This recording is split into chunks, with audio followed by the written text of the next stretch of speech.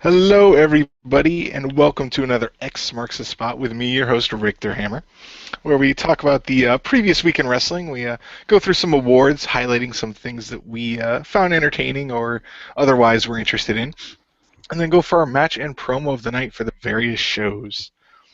So, joining me as per usual are Jim Phoenix. Hello. We have Marcus Shadow Are you ready? and Chriz, aka the Mole. And hello. All right, so let's get started. Our first award, let's go with Marcus. All right. So Richter, first of all, did you see any of Raw this week? I saw like snippets. All right, you're gonna like this one. My first, I call it the Shock and Awe Award, and it's for Kane referencing a car battery and testicles when getting pissed off at Jamie Noble, which was fucking awesome. Because he got all pissed off at Jamie. He's all like, Jamie, when I look at you right now, I'm thinking something to do with a car battery and testicles. I'm like, oh, I can't believe he pulled that one out of mothballs.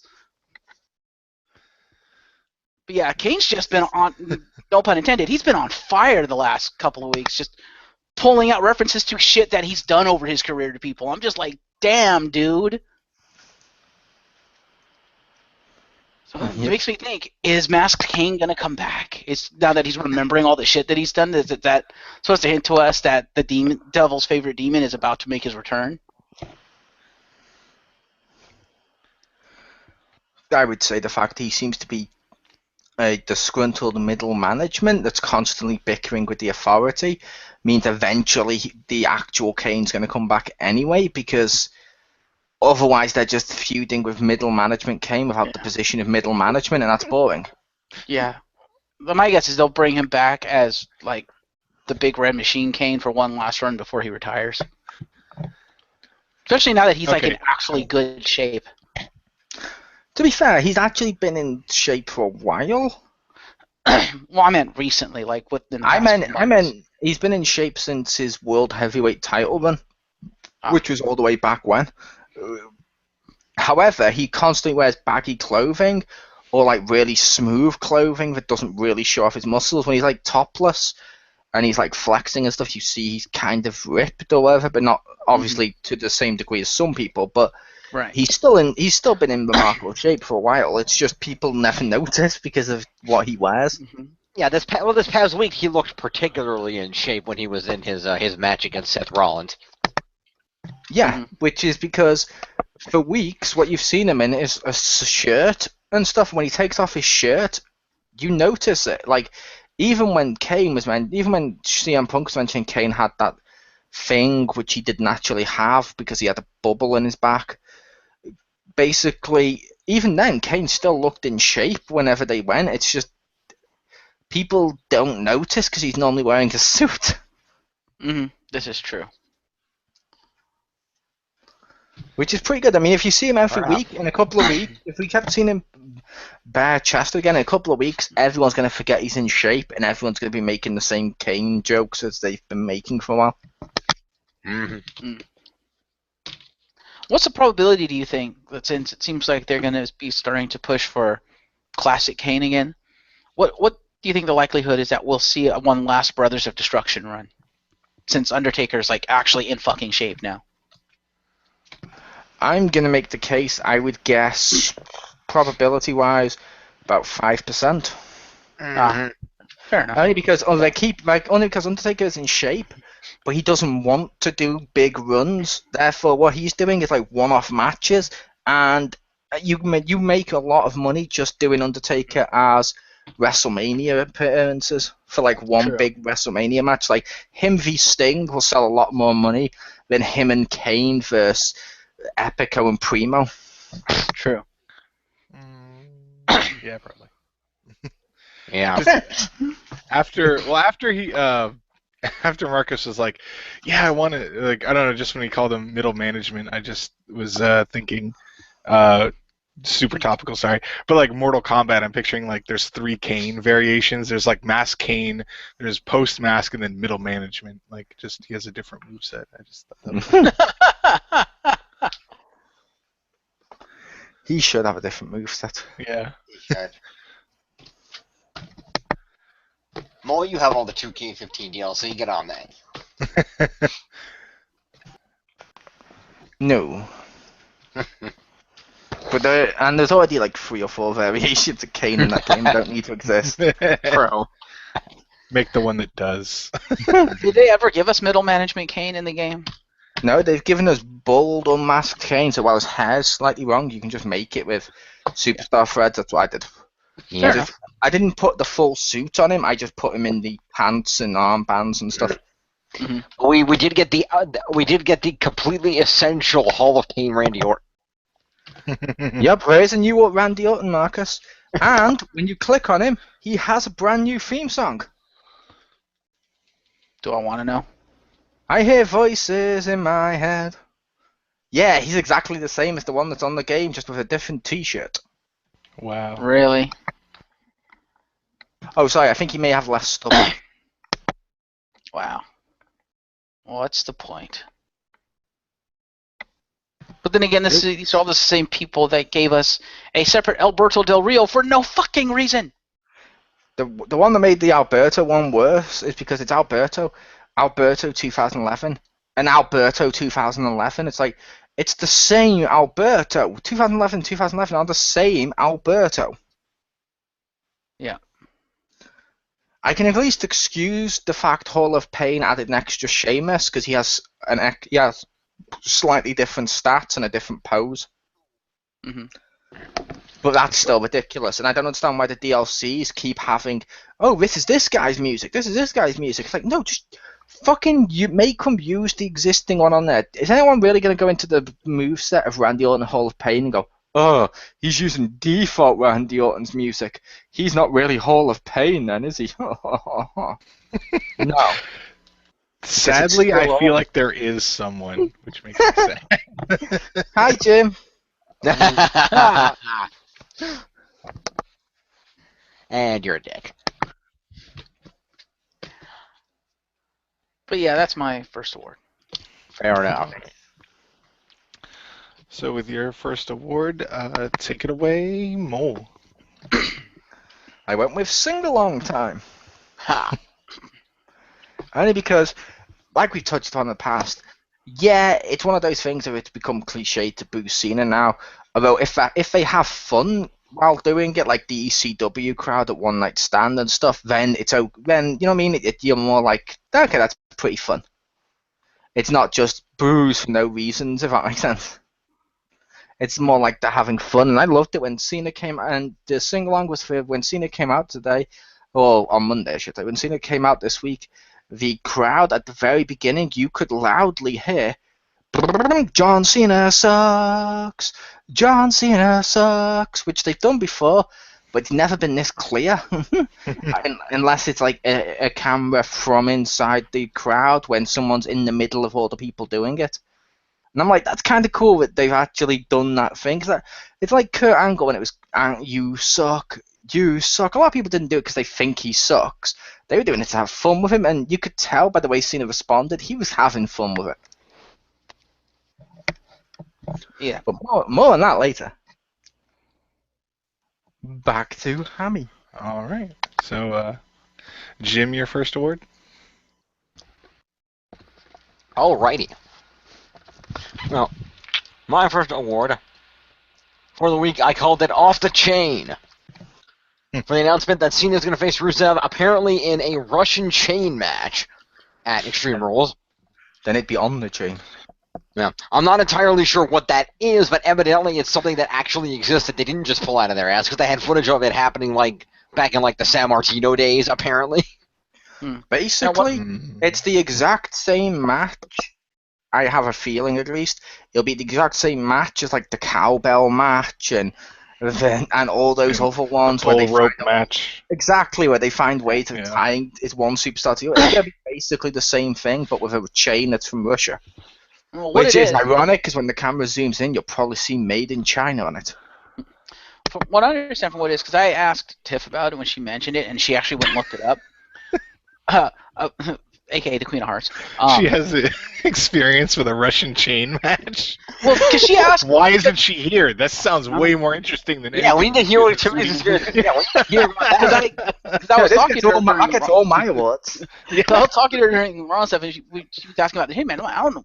You guys, what kind of match did they say he was going to do? I was like, well, it was the Russian chain match, but I have no idea what that is. And apparently she pulled a gym and went and looked it up.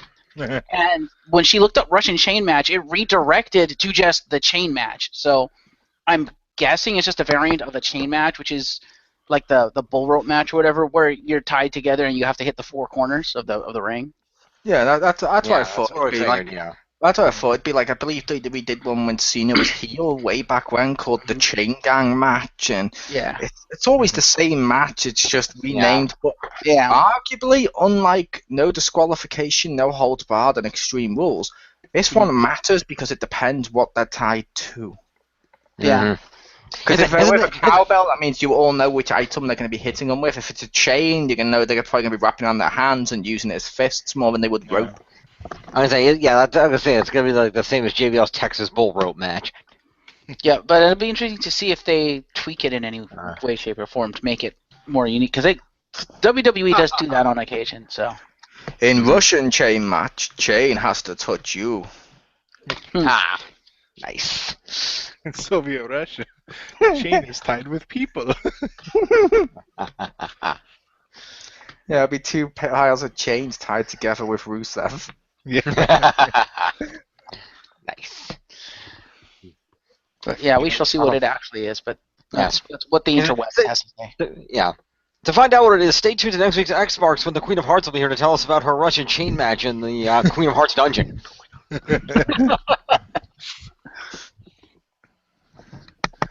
Yeah, I also gave that an award. I called it the Judy Bagwell Award because it just reminded me of like put her on a forklift. It just reminds me of those like blank on a pole matches. Yeah.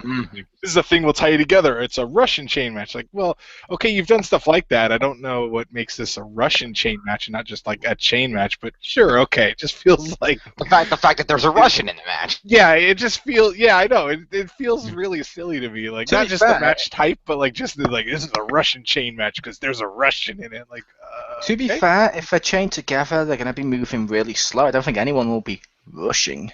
Yeah. It's like the same thing as, okay, you're going to tie people with a rope. Why is it a Texas bull rope match and not a rope match? Because JBL's from Texas. Yeah. And he has And bullhorns on his limo. And because the bell was from a Texas cow. Fair enough. Was that actually there, or are you just saying that? We seem to remember a bell in the middle Oh. they kept hitting each other in the head with. But like, did they say it was from a Texas cow, or are you just No, they didn't say Okay. it. Yeah, it came specifically from this cow. Like when Mr. Burns had to pick his meal. I want a glass of milk from that cow. Vintage Simpsons. But no. vintage Simpsons? Oh, God. Michael Cole commentating The Simpsons. I tried to make it happen. I don't know. We'll see. Okay. Maybe If you maybe do our that, friend you might as Triple well- H will do that. Oh my god, Sideshow Bob out of nowhere. Ha! Oh, never mind. You stepped on a rake. If you do that, you might as well hand Seth MacFarlane victory now.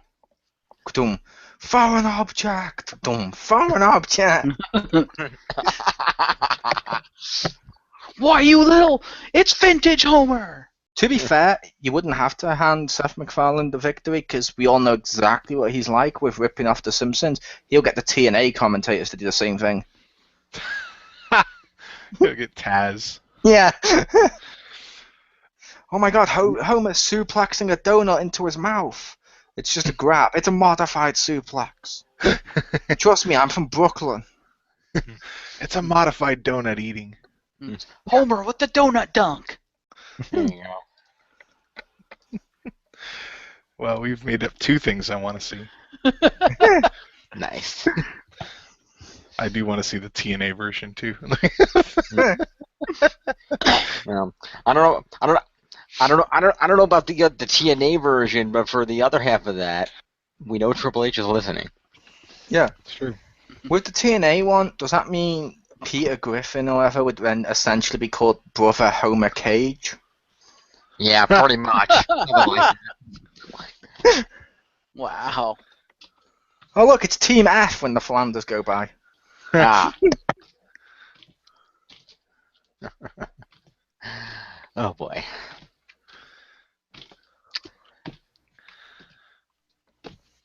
All right. So, Marcus, your second word? My second award, and I'm gonna set this one up a little bit for Richter, because he said he only saw a few snippets, and for those listening at home, the whole Kane thing stemmed from Randy Orton and Seth Rollins had matches that night, and if they won their match, they'd be able to pick the stipulation for their match at Extreme Rules. So both of them won their matches, and they'd both be able to pick a stipulation. And Orton went first, and he won.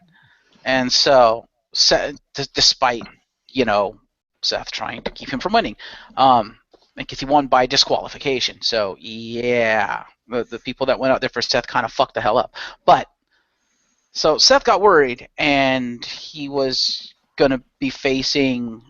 He was supposed to be facing Ziggler, and then because Authority made the executive decision not to face Ziggler, and instead they were gonna face like Jamie Noble, and he was telling Jamie Noble to basically lay down for him, and Noble was like, "No, fuck you." To be fair, Kane, the Authority didn't make the executive decision. He kept trying to convince him to make the executive position because Stephanie and Triple H weren't there, and as he put it, the Authority's best interest is keeping this title on me. They'll do what I say. Do you want me to phone them now? True, yeah, he was trying to convince, because Kane was in charge as the director of operations, and Triple H and Stephanie weren't there, so he was trying to convince Kane to change the match. And eventually, Kane agreed to Seth Rollins versus Kane. And so the whole night, which I have to admit, Glenn Jacobs did a fabulous job with this, of showing the inner turmoil of Kane, of do I lay down, I swallow my pride and lay down and do, quote, what's best for business, or do I fight like I should? And various superstars came up to him during the night to try to convince him, hey, don't be a little bitch, actually fight. And so that leads me to my second award, which I think I've used the name before, but I don't care. You unoriginal bastard. You reusing stuff instead of being original? No. Stop it, Marcus. Stop it. Don't be so silly. You silly little goose. I don't know what else to call it. I call it the NW No Award, which I think I used it before. And it's for Daniel Bryan coming up to Kane and trying to tell him, the Kane I know would go out there and fight, yada, yada, yada. And he references the finger poke of doom. He's like, dude. He said something along the lines of, WCW tried to do that once, and you see how that turned out. Like, don't do that, dude. I thought that was a word worthy. I was like, that's kind of awesome that he referenced that. Nice. But they still didn't tell us which of them is the tag team champions. Neither. It's Tyson Kidd now. True. And only Tyson Kidd. Indeed. No, he's got Natalya. True, but she doesn't hold the title with him. Yeah, she's just a manager. Fair enough. But yeah, that's my second award. All right. So, Jim, your second one? No, we're changing the order. Okay. Yeah, sorry, I couldn't. I was like, which one is it? I'll just pick one. Marcus Mole. It was Marcus Mole, me, you. But anyway. Okay. Sorry, I'll do that for award 3. Okay. My second award, and I wrote this title award instinctively. Marcus Shaw is the only one here who's going to appreciate this award title. Okay. If he's over there. I call this award To Dance Again. Oh, God. As Fandango realized that he should not be sharing, he's been sharing his dancing with Rosa Mendez, but he should not be sharing with Rosa Mendez.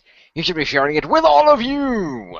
Da da da da da da da. Yeah. And Fandango to the table and with the crowd, and the crowd thought that Fandango with him. It was awesome. Yeah, that's actually my third and final award. I call it the Wait a Minute Award of Fandango's apparent full face turn and return of Fandangoing. It's like, wait a minute here. Yep, I also gave that an award. Yeah. I Well, called they're it gonna... Rhythm's Gonna Get You. Nice. If they were gonna do that, they picked the good John Cena sucks crowd to do it with. So at least they got a credit they knew with Fandango. Well, Mole's theory is that's the whole reason they did decide to do it, and it might only be a one-off thing because they were in London. Ah, maybe. To be fair, that wasn't a theory. That was just me saying to you, do you think that could be why? I'm hoping they stick with it because Yeah, I really like cha cha cha cha cha cha. I like that, and that song was really popular. And it's like, come on, just let them. It's like, how long was it till WWE started to sell yes and no T-shirts pretty soon? Mhm.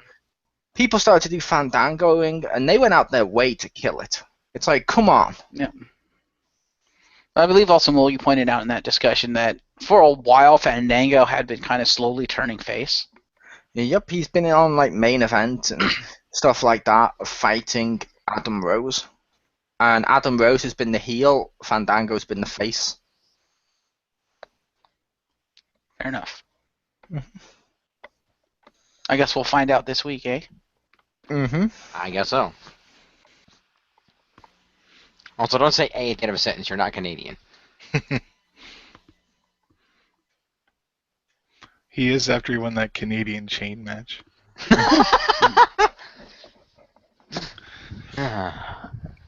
All right, so It's only because the Queen of Hearts felt sorry she let him win. so Mole, your second word? Oh, yeah, sorry. Oh, I gave my award. I Oh, also right, had the that Fandango one. one. He jumped in to give the Fandangoing award, so All right. he's good. So, Bo, what are you happy? All right, so mine is the Whimsyshire Award for Darren Young saying that rainbow is his favorite color on Raw. I found that way too funny. Yeah. Oh, that's right. I forgot to write that one, and I was going to give that an award. Because he coming out. Yeah, because he said that. I'm like, is that offensive if he says it? I'll call that one the Ellen DeGeneres Award. I'll assume that's not him. That's not offensive if he says it. I think, like I mentioned to Marcus, I think that was more about WWE's allowing him to embrace the gay. Yeah, they're not going to be selling T-shirts. That's not going to be a T-shirt of "Embrace the Gay" on it. Or if they do, Jim, I've got your Christmas shopping done. Dude, if they come out with that shirt that says "Embrace the Gay," Mole, you have to buy that shirt as a present for Simon. No. If they come out with a shirt that says "Embrace the Gay," it needs on the shirt. It needs to have Darren Young hugging Pat Patterson. Yeah. But no, it says embrace. Like I said, it was more of him embracing the homosexual side on TV. Because since he came out, they didn't discuss it on TV, and they kept showing him like hug the women in the front row and the primetime players with women and stuff. Like they weren't exactly acknowledging he was gay while saying, "Oh yeah, we totally acknowledge it." Yeah. Right. But yeah, in all seriousness, this is going to be my fourth award. I was supposed to take it, as Mole will attest to, because he mentioned it to me about, you should take that because that's kind of cool that this character coming out, and I agreed, and I had just forgotten to write it up.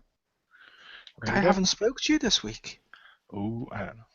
No, I'm kidding. Yeah, you can't protest that.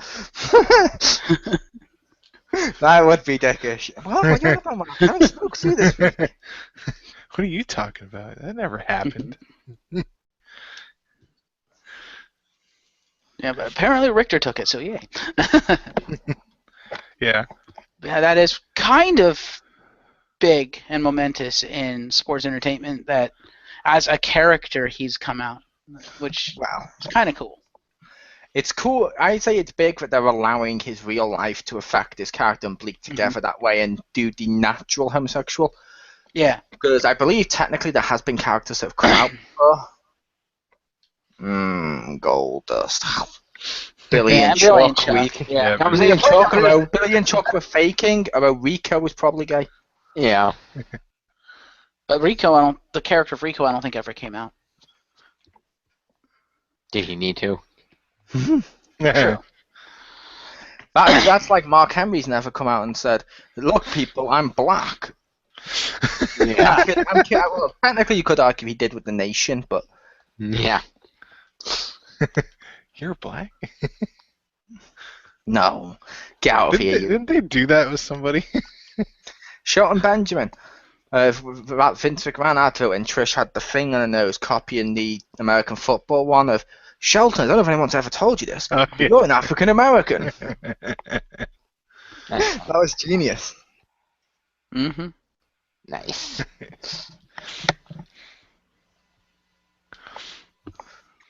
All right. So, Award number 3. yes, Jim, your third award. Alrighty. You did it again. It's supposed to be. Mark doesn't have awards. It's supposed to be Mole. I don't know. Mole go. Yeah.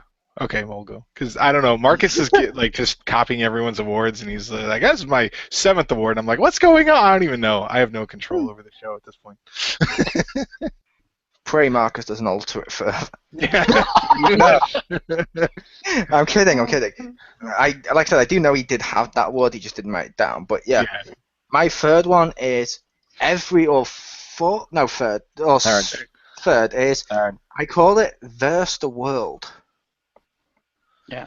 Because weirdly, Naomi turned heel on Paige, and like I said to Marcus, okay, kind of cool. Now people will stop cheering for her like they're supposed to. Good. She will be booed, as is her right. She will no longer be wearing Uso t-shirts and making the Usos look worse. Cool.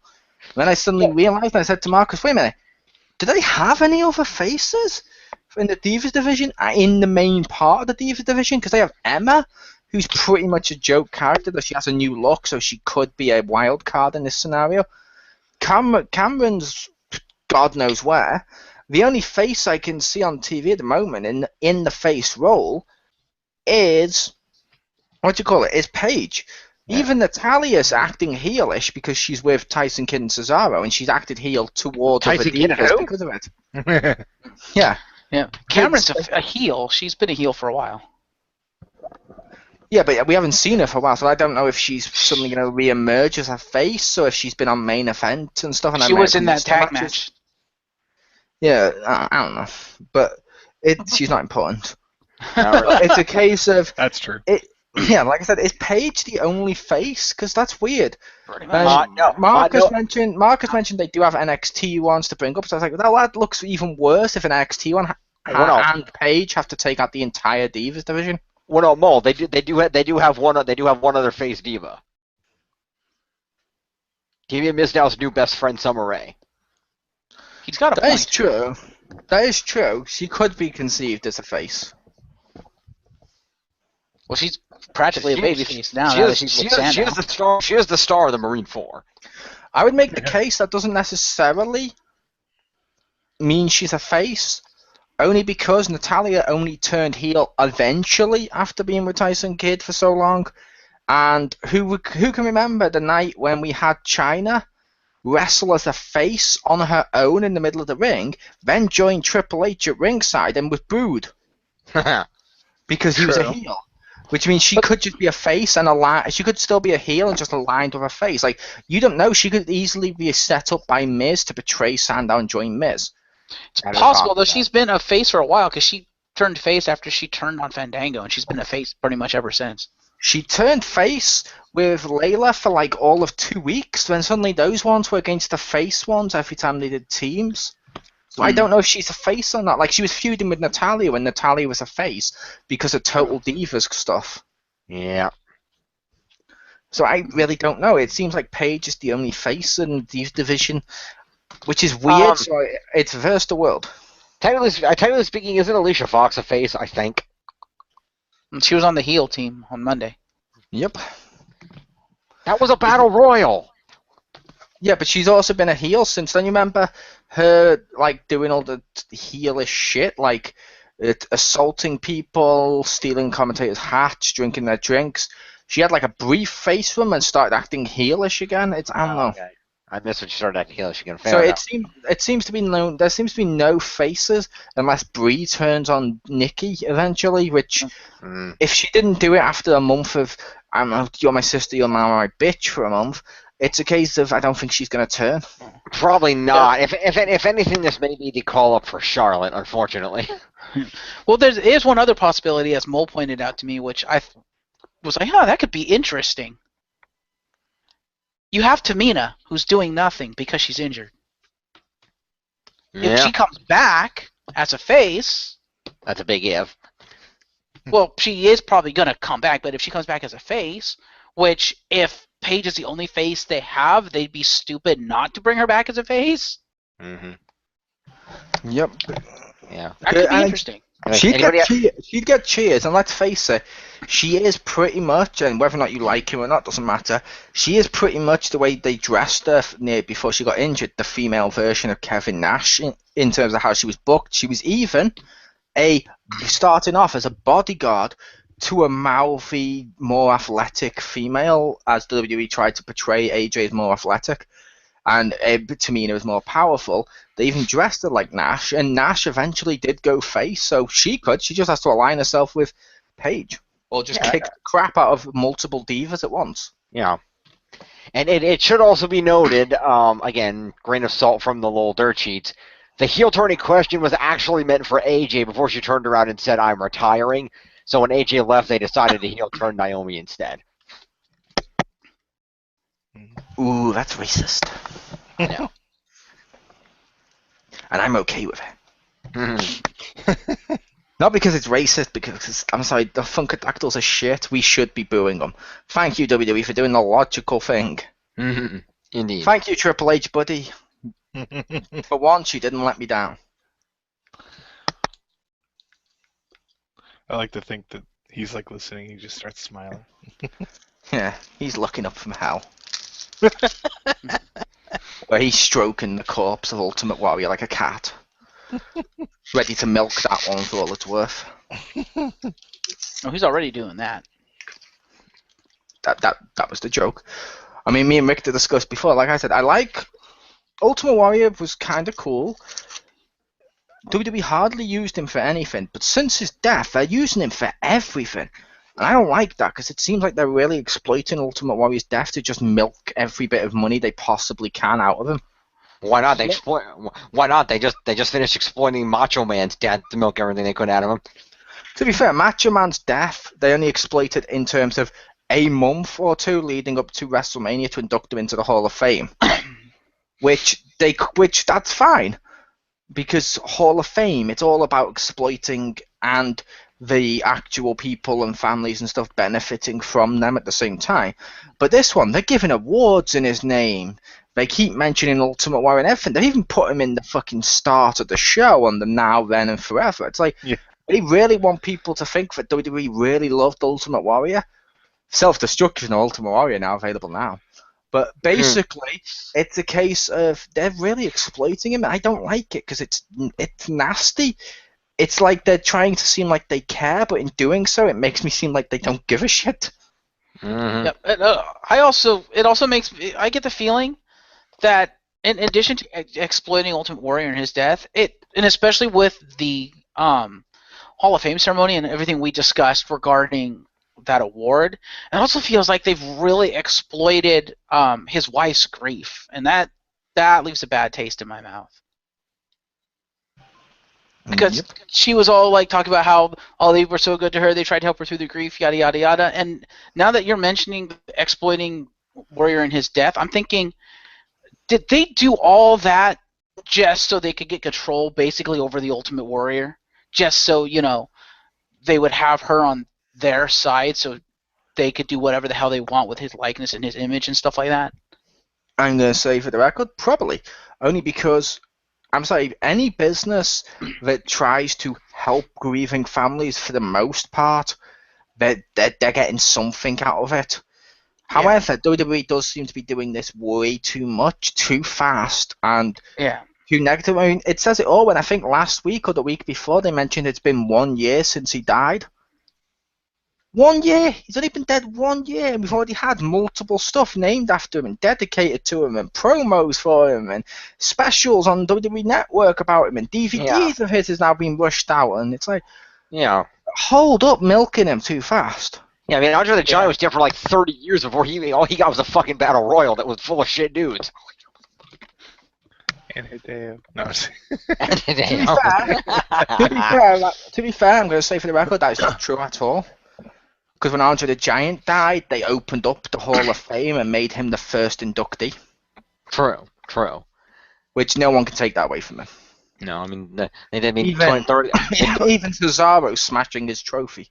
Yeah. I mean, even 30 years later, they still can't be arsed to build an actual fucking building for it, but... They have. It's in parts unknown. Ha! Huh. Nice. If it's in parts unknown, does that mean Undertaker's the curator of the building? No, Undertaker's not from Parts Unknown. He's from Death Valley, you ignorant bastard. He's from Death Valley. In He's Texas. from both. He's been from parts unknown before. He was from Parts Unknown, but when he explained that part unknown, he then announced it was Death Valley, so the parts were known. Yeah. Then when he was biker, he said, "Yeah, it's good to be back in my hometown of Death Valley." And everyone's like, "What?" And he's like, "Oh, you didn't realize the Death Valley I'm from is just up the road from here, and there's actually a little place-ish around there in Texas he was referring to as Death Valley," and that's kind of fucking hilarious. Nice. So he billed himself from Texas. I'm like, cool. Yeah, because the place that actually is Death Valley's in Arizona, so that's kind of funny. Yep. If you're thinking about Parts Unknown, Marcus, you're referring to his brother Kane, who has always been from Parts Unknown. Fair enough. Which is weird, because they grew up together. Yeah. Logically, after the fire, when Paul Bearer took Kane away, Kane would have grown up in Parts Unknown, because Undertaker didn't even know if he lived or died. Yep. That could explain middle management Kane, because he obviously had to learn how to run a business to curate that bitch. Yep. He's also still a little upset that he chokeslammed his brother once into the corpse of their own parents. Is he? He hasn't seen that broken up over it. You can tell. He signals you with his eyes. Ah, okay. I just want a sad video now of Kane just like looking to the side and then like Undertaker going through the coffin with like the song like memories as he's doing like he's really sad. Nice. Wow. Alrighty Back then. to Richter. All right. After Versus the World for Paige being the only face, in my opinion, it's worth going for the title. Just to bring it back round because we went really off topic with my rant about Ultimate Warrior that needed to be addressed. Yep. All right. So, Jim, your third award? Sure. My award's pretty straightforward. I called it RK No. Because Seth Rollins deemed that the RKO would be banned in their match at Extreme Rules. Which means you're a dumbass, Seth Rollins, because with that, yeah, you would have been RKO'd, you would have been pinned. Now you're going to get your skull punted off your fucking shoulders, you're going to be out for like 3 months. Oh, I see what you did there. You took a word ending in O with 3 initials and made it no. That's pretty genius. Isn't that If clever? only someone else had done that like 2 awards ago. The same person you then called unoriginal when he did it. But nah, that's crazy talk. No, I called him on quietly. If you listen quietly, you can actually hear the sound of Marcus slightly smirking from beyond the grave. In all fairness, I didn't call him unoriginal because of that. No, true. And in all fairness, he's also pulling awards out of his ass over there, so I probably had it first. To be fair, he's Asian. Have you not seen anime? They always pull powers and shit out their ass. It's kind of how their culture works. This is true. Oh, This is what's true. that? You're stronger than a Super Saiyan? Boom! I'm now Super Saiyan 4, biatch! Wait, how did you have time to learn this? Well, in the 2 minutes we were off screen, yeah? I had a year's worth of training in just 2 seconds. Ha ha! Oh yeah, well you did that? Well here's my final form. Oh no, now I must fuse together and make a Super Saiyan 8. Ha ha! Like, this is literally how anime goes. You're like a half-minute speed racer there, like, oh no, he's the half for me, haha, now I must go to Super Saiyan 8, haha. He did, pretty much. That's right. By the way, on a related note, if anybody's interested, the SH Figure Arts Gold Frieza figure is now available, by the way. I saw that on Twitter. Nice. But when it comes to gold, obvious metrosexual people, I kind of prefer Jim. Ha! Nice. I'm kidding, I prefer Frieza. Yeah. Metrosexual Frieza. Metrosexual Frieza. I wanted that. But yes, back to Richter. I can't blow up Earth, it has the gap. Well, he's Beerus now? I can't blow up Earth. It has delicious food. That's literally his reasoning for not blowing up Earth. Well, okay, fine. Your food is good. I'm going to leave it alone. It was. That's a good But I'm reason. hoping, after this Dragon Ball Z films and stuff die out, I'm hoping Frieza finds work in other stuff with using his a little bit of a feminine-ish side to his advantage. Like, imagine Frieza in a sweater vest with, like, the thing tied around his neck and stuff, leading the Scooby Gang instead of Fred. Ah, I'd pay to watch that. Someone Photoshop that right now. Oh my god, the ghost! What does the Scouter say about his power now?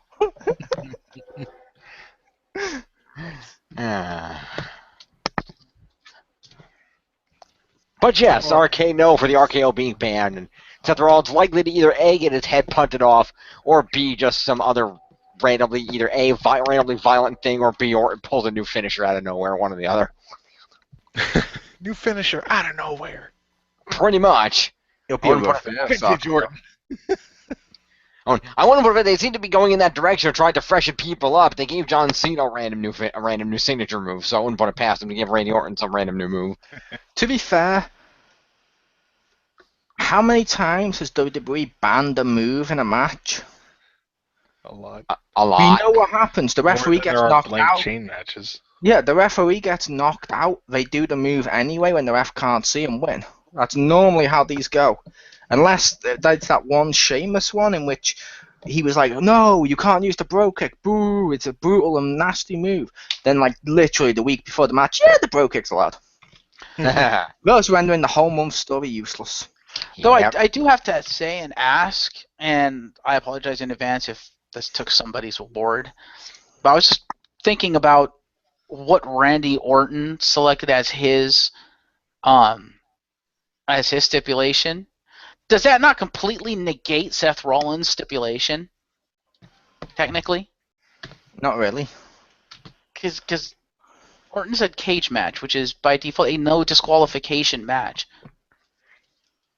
It's a no disqualification match, but if the RKO's banned, it'll still be, if you do the RKO, you lose. If he does the RKO, he loses. Basically like how cage matches used to be. You couldn't pin or make people submit. They'll evolve the cage match just to have that one rule. Yep. Fair enough. I don't know. It just seemed a little weird to me. It's like, we're gonna disqualify you if you use the RKO in a no disqualification match. Wait a minute. But yeah, but I found it weird he chose cage because, like I mentioned, how many times, even recently, we've seen people walk into cage matches and still interfere anyway, or be on the outside and start slamming the door into people.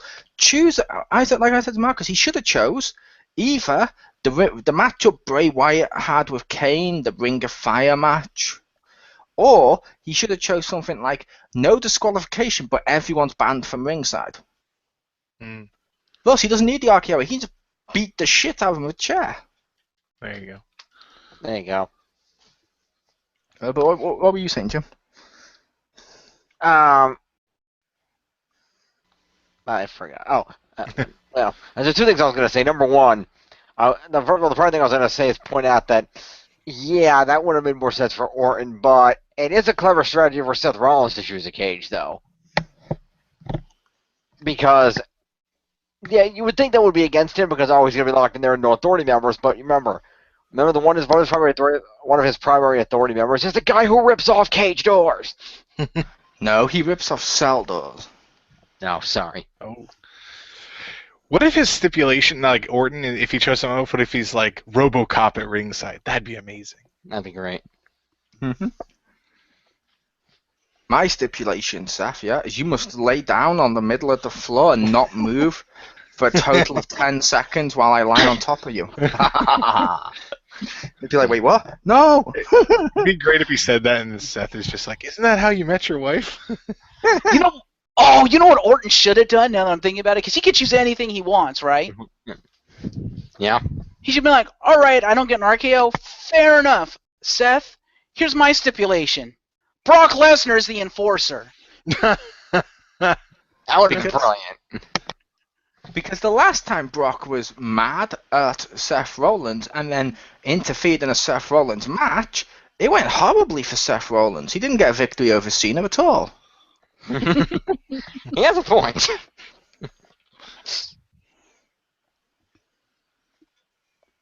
Eh. Yeah. I'm hoping This this is means Orton. Punk Do you kick's think allowed. Orton cares at this point? I'm hoping this is all building to the Punk kick being allowed again. Yeah. No, the greatest stipulation that Orton could have chosen. I probably got a pop out of the crowd too, and it would have been hilarious. Would have been like, all right, this is gonna be a WWE Championship match, but my stipulation for you, Seth Rollins, unlikely. But in the unlikely event that you beat me, it counts as a loss for Roman Reigns. Yeah, I thought he would have made the curb stomp banned, but he didn't. You would think. Yeah. He did not. Well, I think the reason he didn't is because to him a curb stomp is no longer a threat, considering he fucking launched him off the curb stomp and RKO'd him to hell and back. Which is banned. Yeah, he could do something else, like he could toss him up in the air and then like fucking Samoan drop him from up there or something. Or uppercut him in the face. Yeah, he could, but to be Or fair, DDT him. But to be fair, Seth Rollins has done the curb stomp before and kept Orton down as well, so Yeah. it's like it is still a threat. Yeah. And this is a no DQ match. Yeah. He could bring the cinder blocks. True. But the second he walks out the cage to get him, he's won. Well, no, he'd have like Big Show pick them up and like toss them over the top of the cage. Oh my god, dude, that'd be.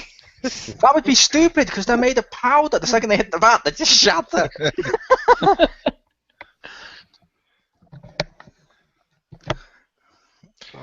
And also, doesn't it take like 6 dudes to move a thing of rock? Or is that something else? No? Okay.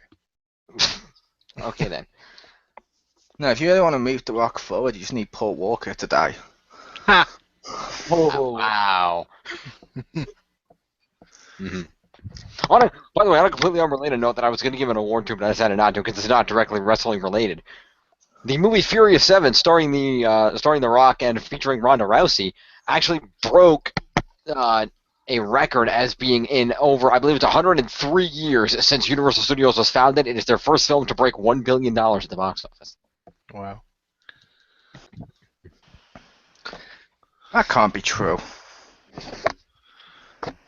I mean, it's true that they won the award, but I mean, I think they're not counting stuff like they produced the Hulk film.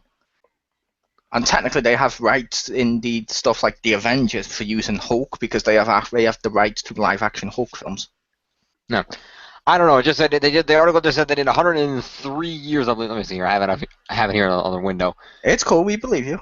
I was just saying that they weren't counting when they produced stuff, not made. And I was like, okay. Yeah. Yeah, which makes sense. Yeah. Anyway, back to Richter. And that Paul Walker thing was just a joke, in case anyone out there is like, ooh. Fair enough. All right.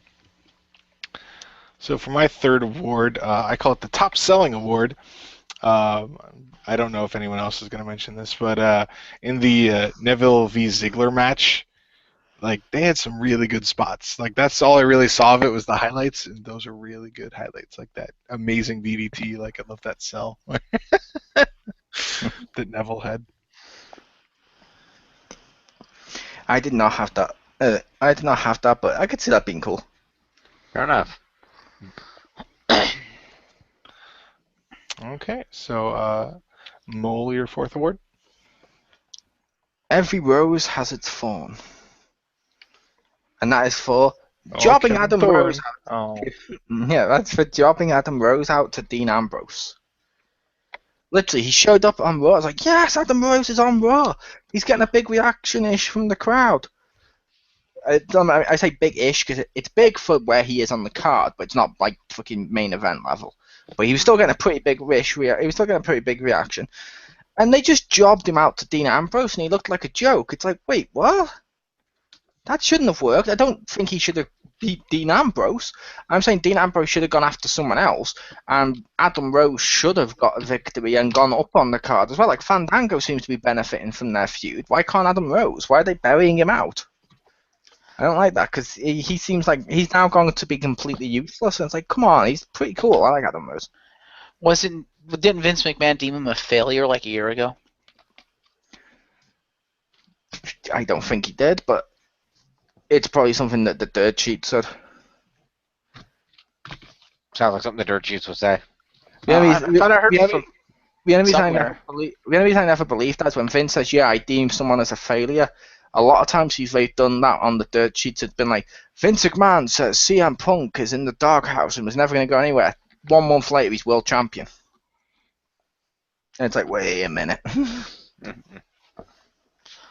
Oh, because I remember hearing, I don't know if it was from you, Mole, or Jim, somebody, it was like after Adam Rose had his push and then it kind of fizzled out. He kind of became a heel and kind of went nowhere. Like, so they were saying, someone was saying that Vince McMahon really liked Adam Rose, but deemed him and his gimmick and stuff as a failure, which is why he de-pushed him, and which is why it seemed like, you know, his push stopped for no reason. I thought it stopped for no reason as Justin Gabriel took off. Okay. The bunny. Ah. Yeah, literally, he was feuding with the bunny and then that. Yeah. Well, no one got my Avatar joke, so I had to help you out, Mole. You made an Avatar joke? Last Airbender. Okay. Missed that. But okay, fair enough. But that was my reward. All right. Back to our Hammy award. Jim, your fourth award? Woogie doogie. I finished my Raw awards. I'll go to some news awards. Ooh. Ooh, indeed. Kinky. I know. So, I had 2 heroes trying to pick between, but since he was brought up earlier, it's probably to mention that, unfortunately, the Family Guy League is possible because it was announced this week that after over 5 years, Taz has amicably parted ways with TNA. So. No, please, no. Say it's not true. I know. So, both he tweeted about it and so did the TNA page, and they've amicably parted ways. Best in future endeavors, blah, blah, blah. So, could Taz come back to WWE? Who knows? Could he do commentary on Family Guy episodes? Who knows? I say Taz should not come back to WWE, only because you saw what Triple H said about China entering the Hall of Fame. So, what if someone Googles Taz and they find out about TNA? That's funny. You know, if I didn't consider that a possibility, they would actually do that. Yeah. Although, it would be great to bring Taz in right now, because if they brought in Taz as a high-quality color commentator, they would finally have the excuse they need to put Lawler out of his misery. Out of our misery, as the case may be. To be fair, they've already got stopped using Lawler instead, like pay-per-views or SmackDown. They're using Booker, who's actually pretty good. I like Booker and JBL. Ironically, Booker, JBL, and Michael Cole are not terrible together. No, they're not. That's because Booker and JBL are funny. The problem is you can't understand half of what Booker says. I can. Then again, I'm not racist. Aren't you, though? No. Oh, okay. I can't be. Some of my best friends are white. Oh, okay. Fair enough. Fair enough. I could have sworn it was a British joke making a British voice making a Mark Henry joke earlier, but maybe not. Me? Making a Mark Henry joke? How dare you? That's a defamation of character. I should sue you like Hulk Hogan sues anytime someone says he's bald. Which I know Richter's looking for a Jew, and he's going to get onto that bald money. Cha-ching. When it'd be like, oh, are you guys going to buy the latest WWE game? I am, because I got fuck you bald money. I'm in the latest game because I got fucking bald money. Yeah. You already were. They did Big Show as a superstar. Richter Hammer DLC. Mm-hmm. It is his patented roll-up finisher. Hey, that finisher was so good. John Cena used that early on in his career, and Kelly has used that. True. Yeah, John Cena, roll up out of nowhere. Yep. He's the DDP of roll-ups.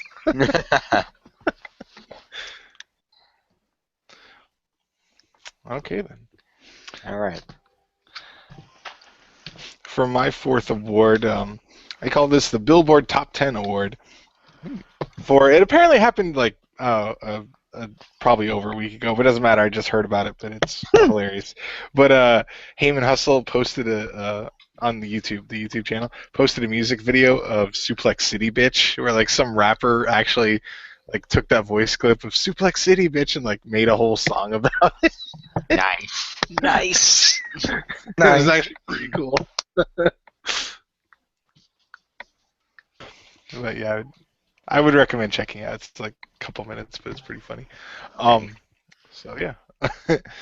And so with your fifth award, take it away, Mole. My fifth award is called WWE Fastlane. Okay. And that's for this.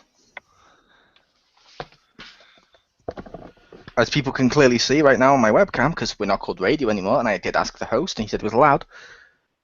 Boom! Oh, you bought it. Nice. I bought this on Wednesday. I bought this about midday Wednesday. It arrived early Thursday morning, literally next day from Amazon's WWE store. Nice. That is awesome. That is fast. And for those of you wondering, that's about luck. Yeah. For those of you who can't tell at home, this is a shirt that's available currently on WWEshop.com of an assortment of WWE superstars and divas depicted as robots. It is. And on the back it says WrestleMania AI. Nice. How does that tie into Fastlane? Oh, because you got it fast. 'Cause Gotcha. it was fast. I just got that. Yeah. What is it about people from New York and having to have jokes explained to them? But yes, State. that state burn. New York But yeah. hasn't been burned that bad since. Well, never mind. Oh. Since the Great Fire of London. Oh wait. Yeah, their version of it. Yeah. Yeah, you better watch out, Jim. Richter will pull no punches, lest you forget he's from New Jersey. Hey, You're from New Jersey? well, I grew up in New Jersey. Yeah, that's why I can Wow. translate for Stacy. And that's why it's perfectly legal for him to make all kinds of jokes at yours and Stacy's expense. To be fair, it's perfectly legal for him to do it anyway. Mole, he's from New Jersey, and they're all the way in Seattle. We need to call Osama bin Laden to bomb them. ECW is perfectly legal. I'm gonna say no, I'm okay. And why would we phone Saddam Hussein? He's dead. I didn't say Saddam Hussein. I said Osama bin Laden. He's dead too, but it was a South Park joke. I was aware, but I was saying, why, Jim? Why? He's dead. Do you not read I history books? I don't Do you know know. nothing about history? My God.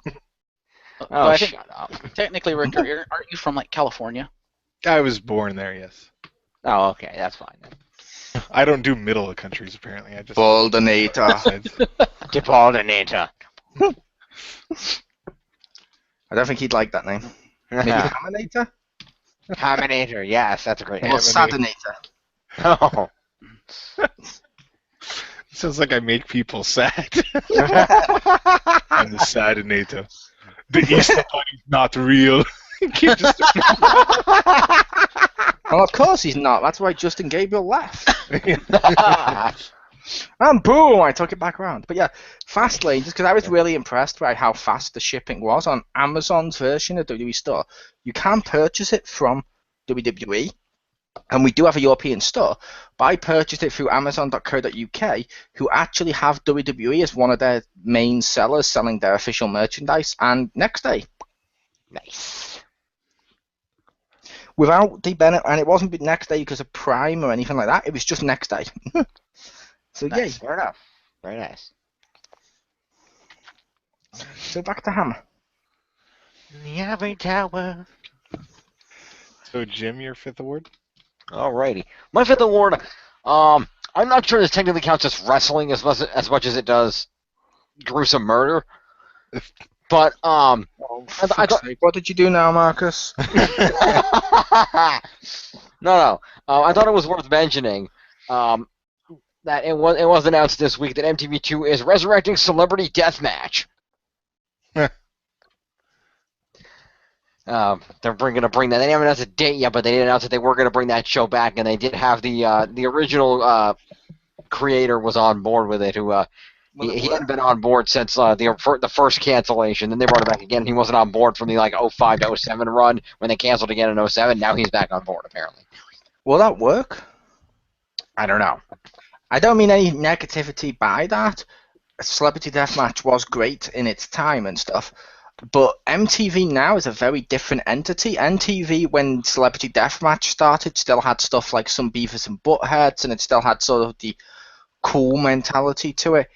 And now it's all drifted to stuff like 16 and Pregnant. My Son actually, 16th and stuff like that. And I'm like, what? That's why it's not on MTV. It's on MTV2. That's the same. No, really. But that used to be the one that actually showed music, I thought.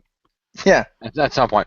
Yeah, apparently they've MTV2 has had 7 straight quarters of ratings and earning increases according to the article. But in addition to picking up Resurrecting Celebrity Deathmatch, they've also picked up 2 other new shows, including Uncommon Sense with Charlemagne the God, based on radio host and MTV2 favorite Charlemagne, and they also picked up a show starring Kingin' with Tyga, a 6-episode half series that follows the rapper and his crew as they attempt over-the-top stunts. Nice. And I wasn't saying that they didn't have ratings, Jim. I was just saying that to most people nowadays, besides when the MTV Movie Awards are on, if you say MTV, they think of stuff like Pimp My Ride and, like I said, all those shows like Super 16 and all those, and just complete crap. Yeah. Well, they've sort of ruined their own reputation. Well, it says here Eric Fogel's on board, along with Chris McCarthy and Paul Ricci, who are bigwigs at MTV, on board executive producers. The new version will again feature animated no-holds-barred fantasy fights between infamous figures from entertainment and pop culture, but will be reimagined for a social media world and hourly Twitter wars. Oh, God. I think he just proved my point. Yeah. It's gonna be like Miley Cyrus and Selena Gomez because of Twitter. Justin Bieber. Mm-hmm. That just sounds terrible. Give it a shot. That sounds so terrible. We'll see what happens. I liked Celebrity Deathmatch. The original one was really fun. I even bought the game. I own the game. I own the game too. That wasn't really not fun. Yeah, that was not fun. And it wasn't me, and it wasn't, like I said, that wasn't me being negative about the news, because if it works, that's great. It's just I know what MTV has become. It's like they brought back Beavis and Butthead recently, and that was on one of the MTVs. Exactly, that's the point. They brought back Beavis and Butthead. Hardly anyone watched it because it's the new MTV. It's Beavis and Butthead, and they were pretty cool. And they mocked like all the current music, and they mocked a load of stuff nowadays. Like one episode had them mocking Twilight movies and stuff. Fair enough. And I will admit the Beavis and Butthead stuff was still pretty cool. Fair enough. All right. So I will jump into my final award then. Indeed. This is the debut award for on NXT. Dana Brooke finally debuted after like a month of promos or whatever like that. I don't know who that is. Yeah, watch NXT. No, but that's because he just debuted today. Fair enough. But yeah, in the ring she looked fine. But like when she comes out and like when she won, she did like this like dance routine, for lack of a better term. Like I don't know, she just had these movements that seemed like it was supposed to be kind of synced up with her music, but it didn't quite look right. It seemed a little stiff, a little awkward. So I don't know. Hopefully, like she'll get more comfortable with doing it or stop doing it. I don't know. So wait, did they give her Emma's gimmick? No, it's not. No, it's not dancing like that. Like if you see it, you'd see. I don't know. She just does like these motions. I don't know. It's like. I don't know, like she like feels herself up and then like flexes or whatever, but it's just seemed weird that she just kept doing it. Which I have to say to everyone listening, please America, pick a gender and keep a name to that. It's like for the longest time, whenever anyone kept mentioning Dana from UFC, I was like, oh, who's she? And it's like, it's a dude. I'm like, oh, it is? that's a chick's name. Yeah, And it is when a chick's Richter name. mentioned that one, because I haven't managed to watch NXT for a while, when Richter mentioned that, I was like, oh, Dana Brooke, okay, cool, I wonder who he is. And he's like, so she debuted, and I'm like, oh, for fuck's sake, damn you! Just pick a gender and stick to it. That's true. Yeah. But yeah, I don't know. It was okay, and she fought Mole's favorite female wrestler, Blue Pants. Blue Pants! Blue Pants! I'm hoping she's in the game next year. That would be awesome. Like, that's who will be the new face to work with Tage. It'll be Blue Pants. Make it happen. Why not? Blue Pants did lend her outfit once. True. True. I know she killed Batista's forward momentum. And apparently stole his pants. All right, so on to our match and promo of the night for the various shows. Marcus, did you have those? Yeah, I don't have a promo really. Only promo I really liked, I gave an award to, so I was like, well, I can't make it my promo. Okay. That was the Kane one. Cause like I said, Kane's been on fire. He's been giving like some good promos and stuff the last several weeks. But my match of the night is Cena versus Barrett for the U.S. title. That was a really good match.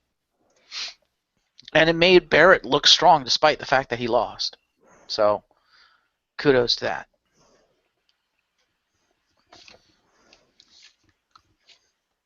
All right. All right.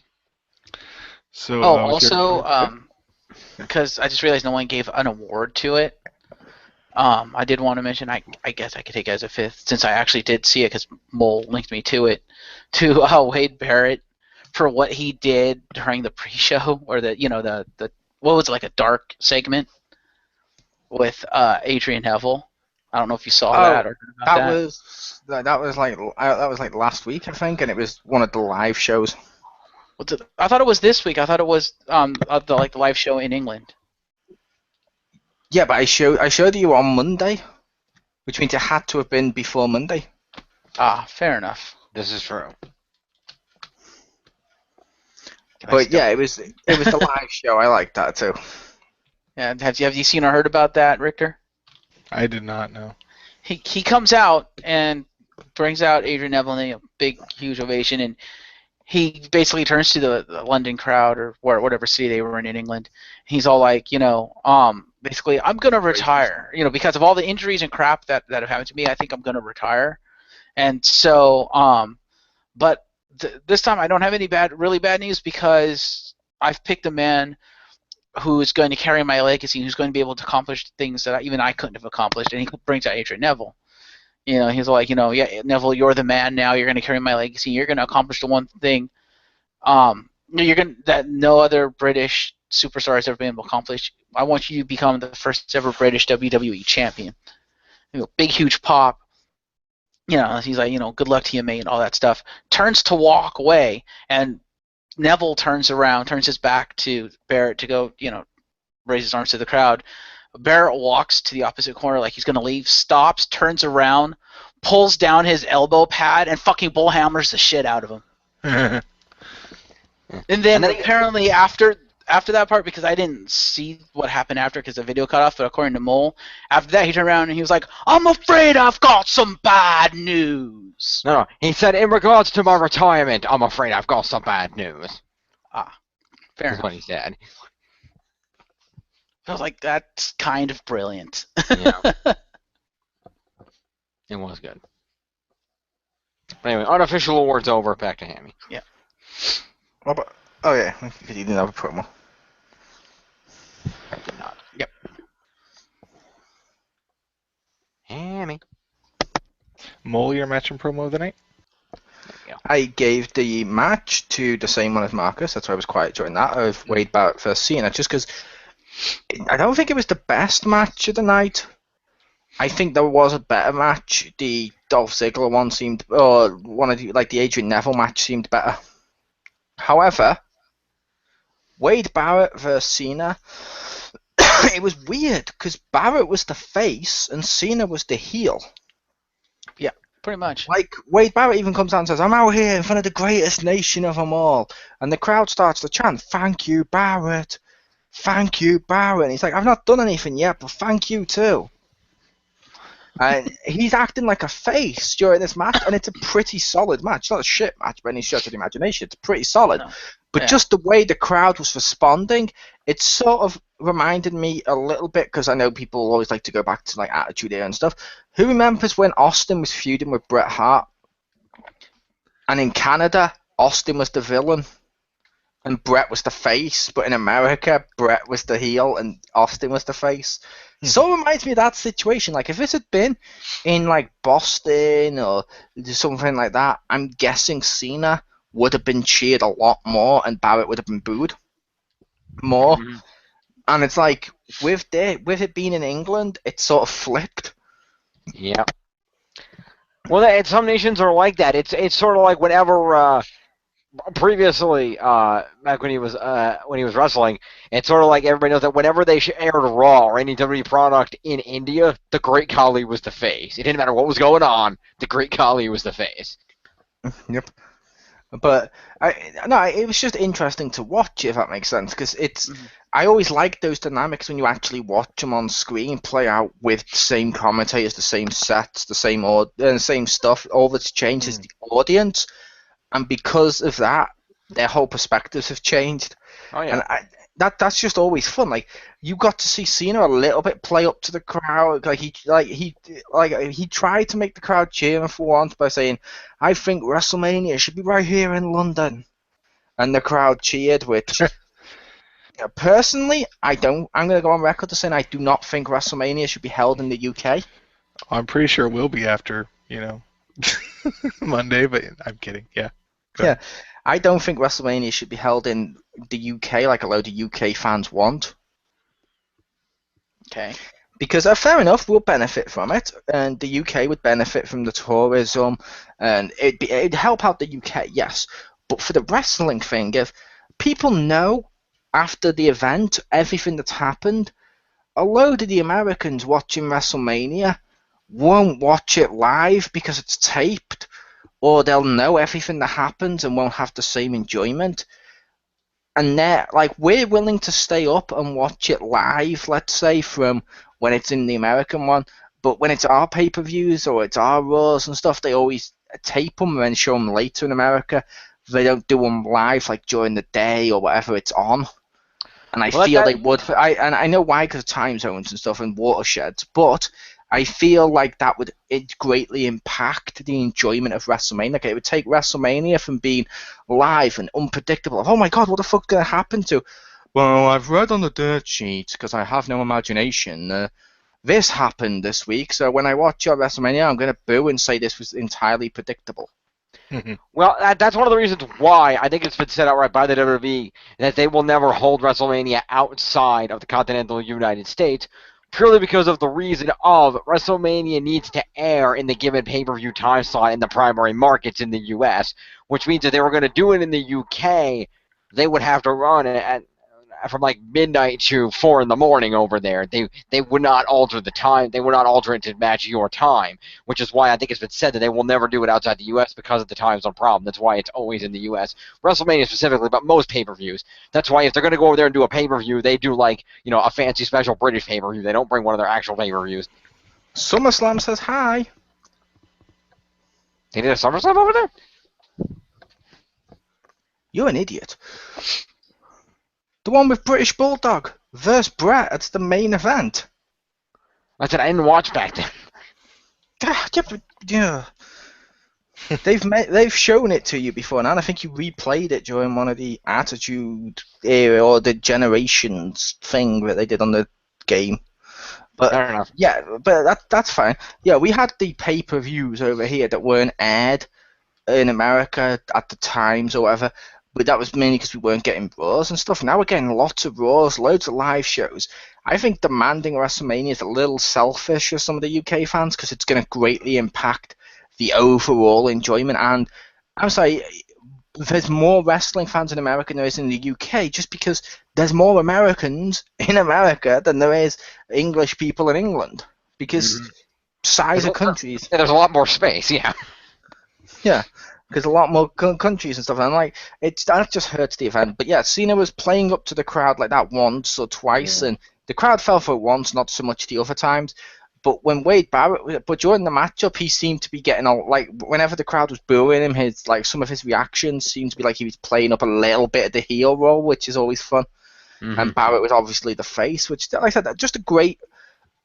Nice. I don't know what you'd call it, but match, just because it's so bizarre, because it's like opposite world. It is. And I kind of like that. But my promo of the night, I gave it to Big Show, trying to convince Kane to do what's best for business, not what's best for the authority.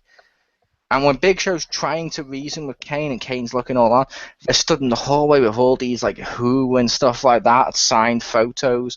That's not important. It's just, come on, it's the fucking Who. But as they're in the hall talking and stuff, you know what I mean? Like, Kane looks sad, Big Show looks a little sad, trying to convince Kane, and I liked it. The Daniel Bryan bit afterwards wasn't quite the same, because this felt more like his teammate was trying to help him, and it was two people who've been there for so long together within WWE, and it was just a kind of nice, neat little promo. Nice. So back to Hammer. It should also be noted here in regards to the Wade Barrett thing. I don't know if Raw was intentionally scheduled this way, but I know that according to the little dirt sheets again, and the part of this was confirmed. At least originally, that the matches, because they do a lot of the same recurring live event matches when they do tours like this. And one of the matches was supposed to be John Cena versus Daniel Bryan in the matches, but they actually pulled Daniel Bryan from the European tour. That part is confirmed. They did pull him from the tour. Little dirt sheets, supposedly because of his injuries are acting up, and they replaced him with Wade Barrett in those matches that Daniel Bryan was going to be in. So that might be why we ended up with Barrett Cena on Raw. I don't know if that was one of those matches or not. Yeah, which would make I would say that wouldn't make sense for Daniel Bryan to go for Cena, because if Daniel Bryan went to do the open challenge with Cena, people would ask, why the fuck isn't he putting his Intercontinental title on the line? Mm-hmm. Well, I think that might have been the point, is maybe they wanted to tease a potential unification match. Yeah, but I'm saying that I think for the live shows it would have, but I think for this one they would have used Barrett or someone like that. Right, which is why I said, just because, even if it's to tease it, it's the case of you have the guy that's meant to come out and be all nicey nice to the kids and be like, yes, I can challenge anyone, I can do it all, and then he comes out to Cena, doesn't put his title on the line and loses. Yeah, that's true. He benefits fuck all from that match and just looks like shit. Then it might have just been the live match. Like I said, I wasn't sure. I just know they said that there was scheduled to be matches between Cena and Bryan, and they replaced Bryan with Barrett in those matches. So I don't know. Yeah, that bit makes sense with the live stuff. I was just saying for that one particular match, I don't think it would have made sense for the show itself. Fair enough. And yeah, we'll see what happens. Because Bryan hasn't been wrestling. He's appeared on Raw, but hasn't wrestled in a few weeks because they're trying to hold him back to. They said when the tour's over and they get Bryan back to the United States, they're going to do a full medical exam on him to find out what's going on. So we'll see what happens there. Yep, because here in good old jolly England, I'll tell you this much, Governor, we don't have any of your fancy hospitals.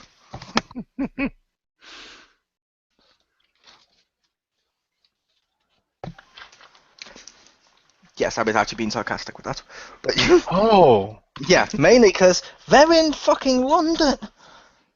They built an Olympic arena to hold the Olympics and had some of the best medical people money could buy housed and put up and stuff in London for that event, who are still there today, who would be able to test him probably better than some of the actual WWE physicians. Probably, but WWE doesn't want to pay those physicians. Yeah, but come on, it is, I don't know, Intercontinental run. Yeah, I don't know. But that's kind of bad, because the Intercontinental, the title is now on someone who could wrestle, but if he's injured, and they're just keeping the title on him and not letting him wrestle with it. The US title has suddenly been elevated the fuck up, and the Intercontinental one now is just purely decorative. Yep.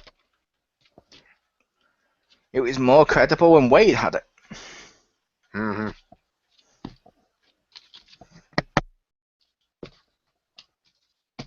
Back to the gorgeous Hammer. The ivory tower. Okay. Jim, your match and promo of the night? Okie dokie.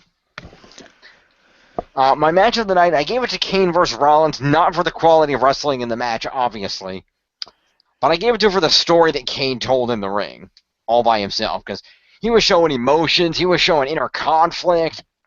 He reminded us how a story is supposed to be told in the ring. It was good. Yeah, and for the benefit of Hammy, finger poke of doom. No, that was not a finger poke of doom. That was nowhere near the finger poke of doom. Yeah, didn't he You're an idiot. like choke slam him and then pull his arm over him or something? Yeah, basically they came out and Kane was all conflicted and Rollins was like, lay down, and they tried to get him, and then Kane threw JJ security out of the ring, and he was all conflicted, like he didn't know what to do, and he was all, and then the audience was cheering Kane on, like, don't do it, Kane, don't lay down for him. And then he chokes Seth Rollins, and they were like, yeah! And then Kane looked like he was kind of guilty, and then he laid down and he pulled Rollins' arm over and let him get the 3 count, and then he left. Yep. But I thought that was good. They told the story of Kane. And then he was about to do the cutthroat and stopped himself. Yeah, he was all dejectedly laid down and yeah. Yeah, because Daniel Bryan, when they were in the promo in the back, Daniel Bryan had come to him and told him about, the Kane I remember, blah, blah. He said, the Kane that I don't want to go out there and lay down for Seth Rollins, the Kane that I don't want to go out there, and he would tombstone Seth Rollins to hell. Yep. And it definitely wasn't the finger poke of doom, because finger poke of doom was built up as being the ultimate world heavyweight match of Hulk Hogan versus Kevin Nash, like 2 massive people. Then they did the finger poke of doom for reasons which they have explained in the past, and apparently Goldberg fucked it all up. Why am I not surprised by this? No, because like I've mentioned in the past, like Nash mentions it, and so do some of the other ones involved, they were trying to reunite the NWO to its core to make a great heel machine, feed it to Goldberg. But then what did Goldberg do the next night or so? He goes and puts his arm through a window instead of hitting it with the bat because, as he says, "Rah, I'm Goldberg." Puts his arm through the glass, rips open all his arm, and blows like 6 months worth of story. Oh. Yeah, and yet Nash and Hogan will be blamed for that finger poke of doom. It's like, you can understand it for the heel thing of what they were going for. They were building to the future and to pay-per-views and stuff like that. So it makes as much sense as when they've done like matches on Raw with like world champions, and it's been like, oh yeah, this guy's going to go against this guy, and then suddenly someone's crown just hit them from behind, boom, they've been pinned. Yep. But the other reason is Kane was actually struggling and fighting. This is more like when Shawn Michaels was with JBL and didn't quite want to help him, but sort of had to. Yeah, I remember Which that. I still say that has one of my favorite moments in wrestling for a while. What's that? Shawn Michaels just goes and slaps JBL in the face, so JBL wins by disqualification, which was their plan. I'm like, how has no heel done this? I've joked before now in games that this should work. If I turn around and hit you as your partner or as your manager, you should win by disqualification.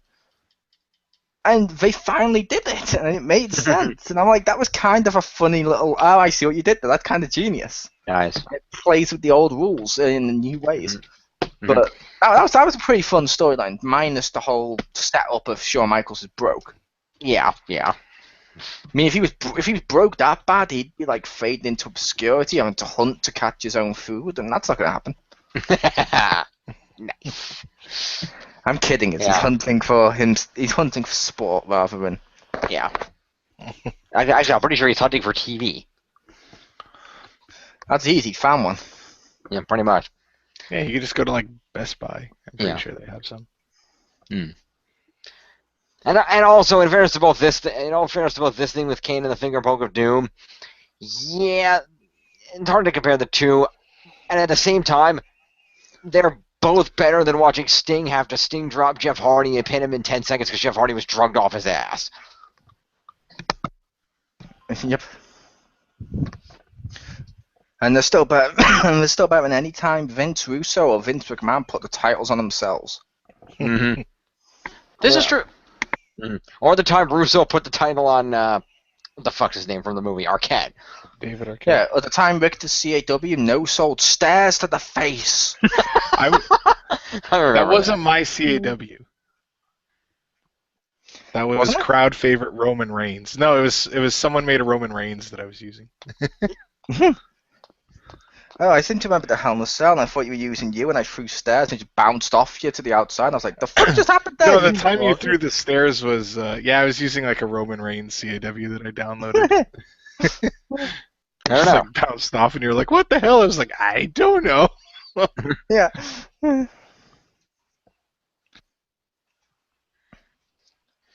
Like you can't no sell stairs to the face. I can, and I will. Which, like I said, I didn't mind that, because like we said at the time, I just found it hilarious. Yeah, it was Like, dum, and he just kept walking like dun dun dun dun dun. Hence why Richter's really hoping for the Terminator entrance for the next game. Nice. No. That entrance is so bad. Although if you believe the LOL dirt sheets, at the end of the matchup, Triple H walked backstage, went up to Ryback, looked him in the face, and went, "Yeah, that's right." Ah, nice. Thank you. For anybody who didn't get that joke, when the Ryback was in NXT, the Ryback was a Terminator-like figure. Ah. Indeed. Hence why that joke is shadow approved. Indeed. But is it PEG approved? I kind of wish they'd have used that gimmick when they decided to turn him back into Ryback. Mm-hmm.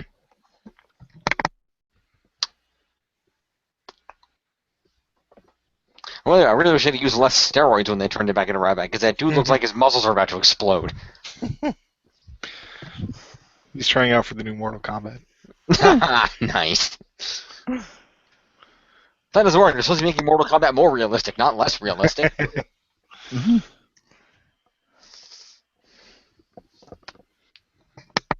Is it bad that after a moment that reference now I'm just hearing in my head, I am the Sadinator. I'll be back. I got to put my kids to bed.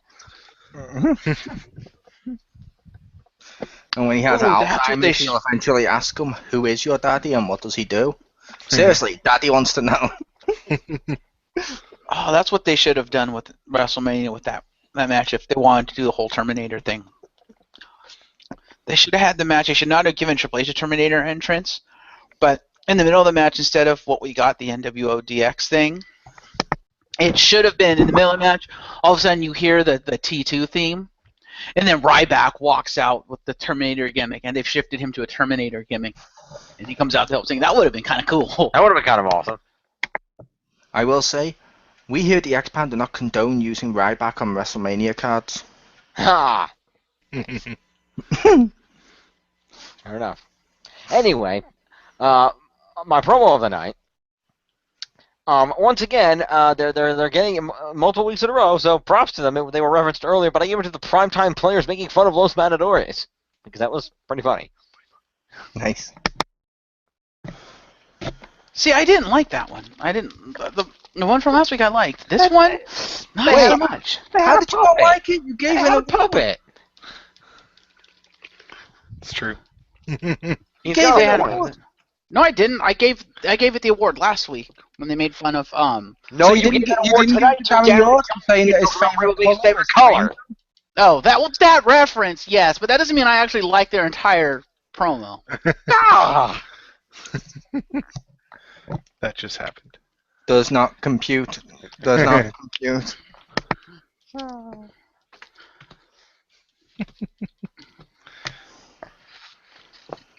I don't know. Their promo just felt kind of short and dull.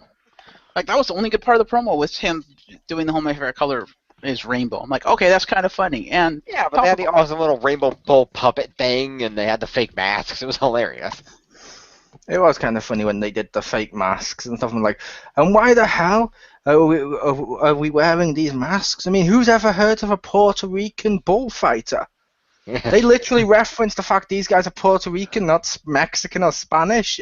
That's genius. That was genius. True, I'll give them that.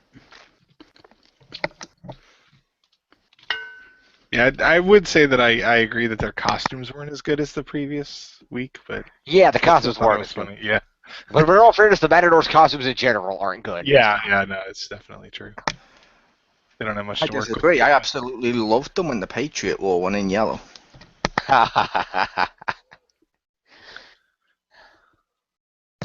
He keeps getting referenced. Indeed. As Richter would say, topical. Yeah. Highly. But just back to Am I, him. am I the only one who thinks that now that the Lucha Dragons have been called up, that El Torito needs to fucking ditch the Matadors and go over to the Lucha Dragons to become their mascot? Would he be a little dragon, or would he still be a Minotaur? I don't know. I'm just thinking, just with the way that El Torito actually like wrestles and the stuff that he does, it's like it would make more sense for him to be with the Lucha Dragons. I would say it makes more practical sense with his style matching them. However, it makes less real life practicality sense because the Lucha Dragons are already over by just going Lucha, Lucha, Lucha. The only thing Epico and Primo really have going for them is a cool little sidekick that people can go, hey, I like him. Yeah. Although there's one thing that doesn't make sense to me is El Torito had this long, like multiple week, like not over a month feud with Hornswoggle, and then this whole fight. How over the course of this entire thing did Hornswoggle not take him to Little People's Court? Because Hornswoggle settles his things in the ring. Ah. Also, he really did belong in DX. Yeah, sure, he was small and a sellout. Exactly. I was making a joke about Triple H always talking about settling things in the ring.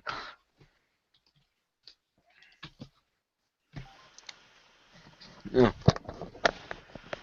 No, I'm sorry, Sean. I don't settle my problems in a parking lot. I settle them here in this ring.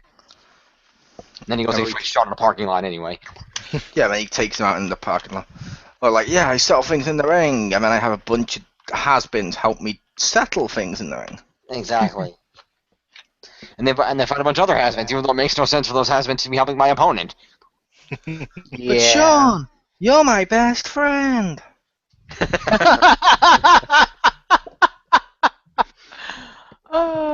Review forthcoming, people. Review forthcoming. Oh, yes. That's what they should have done at WrestleMania. They should have had the whole thing go down, all the DX comes out there doing the whole thing, and then if Shawn Michaels is tuning the band up, he just rips the DX shirt off and has an NWO shirt on, just super kicks Triple H in the face. That would have been great. And would have made even less sense. Why? Shawn Michaels was in the NWO. He kicked out Booker T. Not when Sting was in it. Sting wasn't in it. He was in the Wolfpack. That's a totally different faction. You idiot. You know what I meant? Not with Sting. Not with Sting in the company. The NWO that was fought Sting. You know what I mean? I'm aware that the NWO fought Sting. But he went. Shawn Michaels was in WCW there. That's what I mean. I understand that, but he was still in the NWO, and all fairness, it doesn't make sense. It already makes no sense for the NWO to be helping Sting to begin with. So you might as well do something cool that makes less sense, but at least it's something cool. Unlike a bunch of 90-year-old dudes beating each other up on the outside. The only good thing that came out of that entire exchange was Kevin Nash trolling the audience by grabbing his quad. True. And to be fair, the Terminator entrance, like I said, it was bad, but it was still enjoyable. Yeah. It was better than Sting's weird-ass entrance. Well, yeah. Mm-hmm. He should have come from the rafters. There were no rafters. And that's why he had a helicopter the one time when they did that. I would make you rafters. I still think that was amazing. Like I said, I still love that WCW one with the open arena. And like, what's in the rafters? Why is people looking up? He's not going to come from up there. Helicopter comes overhead, and then he comes out of that, and people are like, wait, what the hell? And I'm like, that's amazing. So he still came out of where you wouldn't expect him to. That's genius. So who did that Out of first, nowhere. Sting or Shawn Michaels? I'm going to make the case of Shawn Michaels went down on a zip line, and Sting just came out of a helicopter down into the ring. They're technically different. What do you mean, out of what? He just jumped out of the helicopter? No, he No, slid I down mean- on a rope. He went vertical, not horizontal. Yeah, Shawn Michaels was at an angle descending diagonally from an upper corner of the arena, where Sting just slid down a rope like he was Batman. No. In the what event was it? I want to say it was a Raw, but I don't think it was. On the roof or something? Yeah, it was something on the roof, and because there was no roof, because they were on the roof, Shawn Michaels came in on a helicopter. I don't remember that, but okay. Yep. Because he couldn't, because, it was like WrestleMania or whatever, but he couldn't do his WrestleMania entrance where he comes down on the zip line, so they're like, fuck it, helicopter. I don't know. I remember the time he descended from heaven to fight The Undertaker. Yeah. I'll assume Sting did it, but to be fair, Sting made more sense with Sting because that was part of his entrance. Yeah.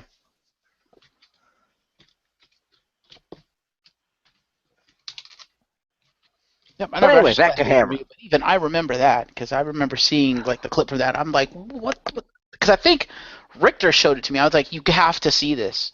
After I finally knew who Shawn Michaels was. You have to see this, and he showed it to me. I was like, what the fuck? Okay, then anyway, if you don't interrupt me for the third time, I'm going to try to do this. Back to Hammy to take us home. Well, excuse me for trying to have a discussion on a, discussion show.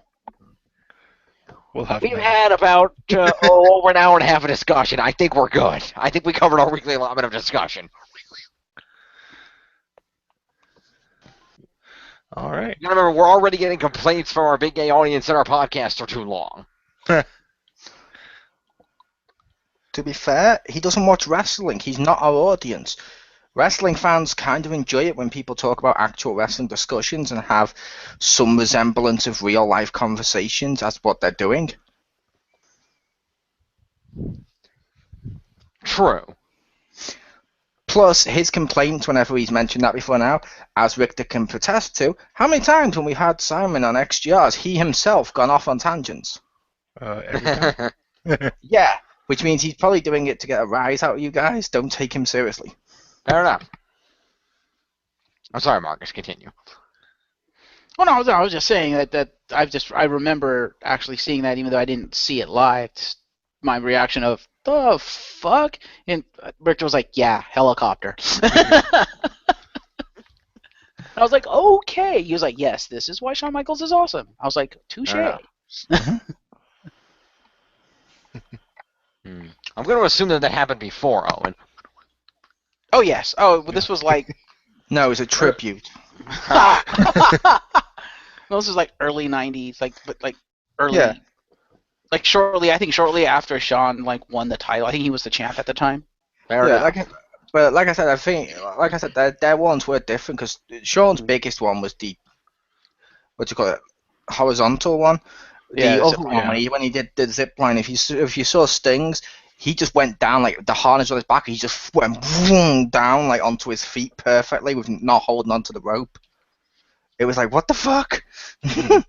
like how he does it from the roofs, and it's like, what the fuck? That's awesome. And probably extremely dangerous. But yeah, to be fair, with the times, I can't think of anything that wasn't. Throwing someone off a Hell in a Cell through an announce table was extremely dangerous, but most people overrate it. Yeah. Instead of going for the Hell in a Cell before it, which was much better with Shawn Michaels, The Undertaker. Mm-hmm. True. Yeah.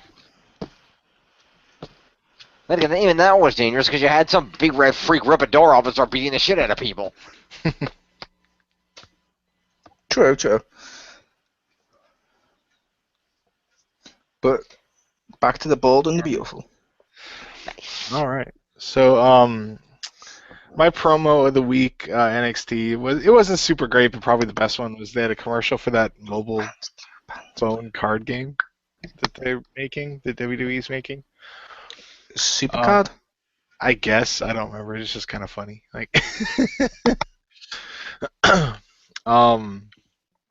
But the match of the night, I almost gave it to the opening match because I thought that was actually pretty good, but I went with Sami Zayn versus Rhino. I know it's weird to do that, but I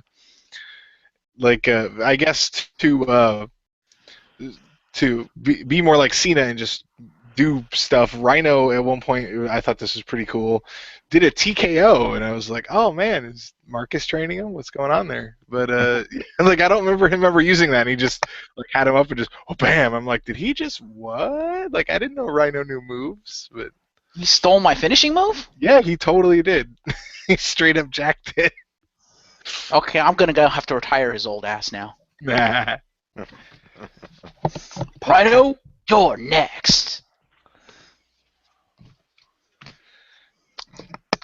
I gotta say, Marcus, if you're trying to sound threatening, you shouldn't quote one of the shittiest wrestlers of all time.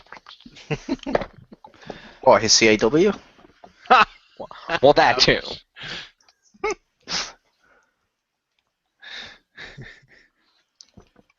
But yeah, it was a pretty decent match. First one I've seen Sami Zayn in like it feels like 2 months. So Well, that's because he has no one to. That's because he has no one to wrestle. Kevin Owens hurt himself. Is Sami Zayn still the champ?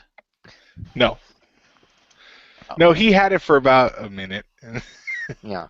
Then Kevin Owens Brock Lesnar him, and then Brock Lesnar further by disappearing. Yeah, Fair enough. yeah, for better or for worse, depending on who you ask, Kevin Owens is the champion. So what? They basically made Sami Zayn a transitional champion for Kevin Owens. That kind of sucks. I'm not sure because I'm wondering if he wasn't like injured or something.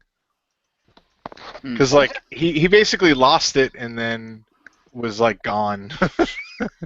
Yeah, Sami Zayn had a minor injury, they said, whereas Kevin Owens had to have a surgery that they knew about pre-scheduled, which is why they pre-taped a bunch of NXT beforehand, but that's why, is he had the surgery, and yeah, Sami Zayn had a slightly minor injury. It wasn't anything big, but I did have a minor injury.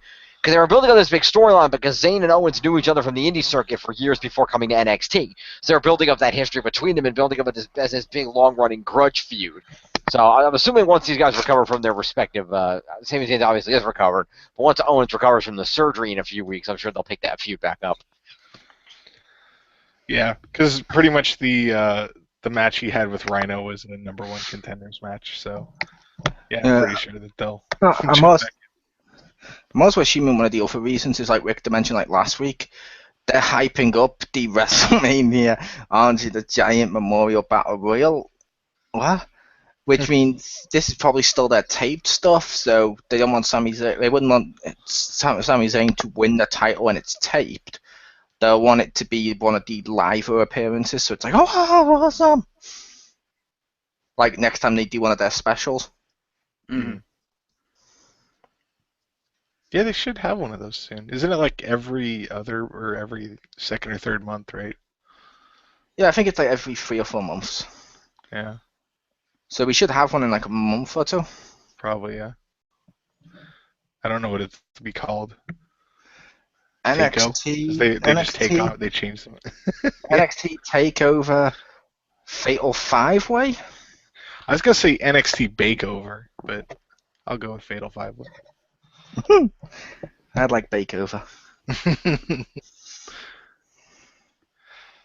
You hear that, Trips? Make that a thing. Better than a Russian chain match. All right. We don't know. That match could be a 5-star match. It could be. It won't. I will say that there is a possibility of it. It won't. It won't be. And I'd say the possibility is 0, only because I've seen matches with the chain matches and stuff before, and rope matches, where it's been 2 really good wrestlers, but due to the rope, you've limited their moveset. Yeah. And now you're doing it with people who arguably have a limited moveset. What?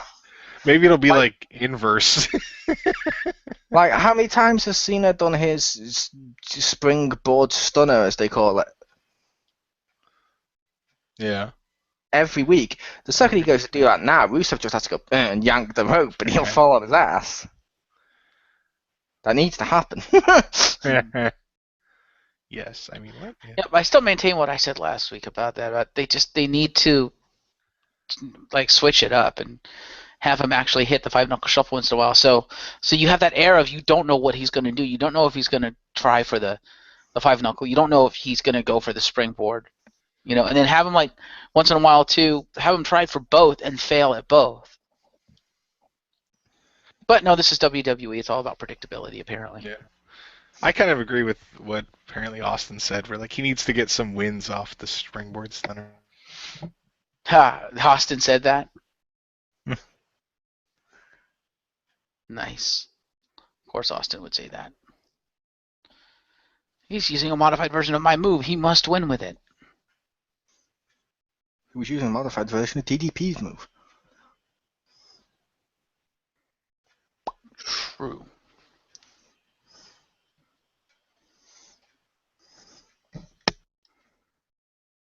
And I don't like the fact that he uses it every time. It's like, oh, they're gonna wait for him to do the stunner and then he's going to win. It's just like, really, come on. To be fair, it's only been like 3 matches or 4. It's been like 3 weeks or 4 since WrestleMania. They're probably doing that. They're probably doing that over and over again to make the move stick. Like when The Rock kept doing his shitty ass sharpshooter.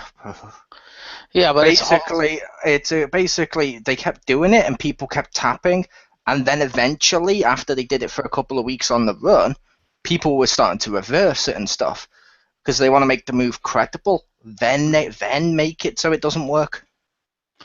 Right, but I don't know. It makes it way too predictable because it's like every time it's the exact same thing. It's like nothing has really changed except for he's now got one more move in the mix.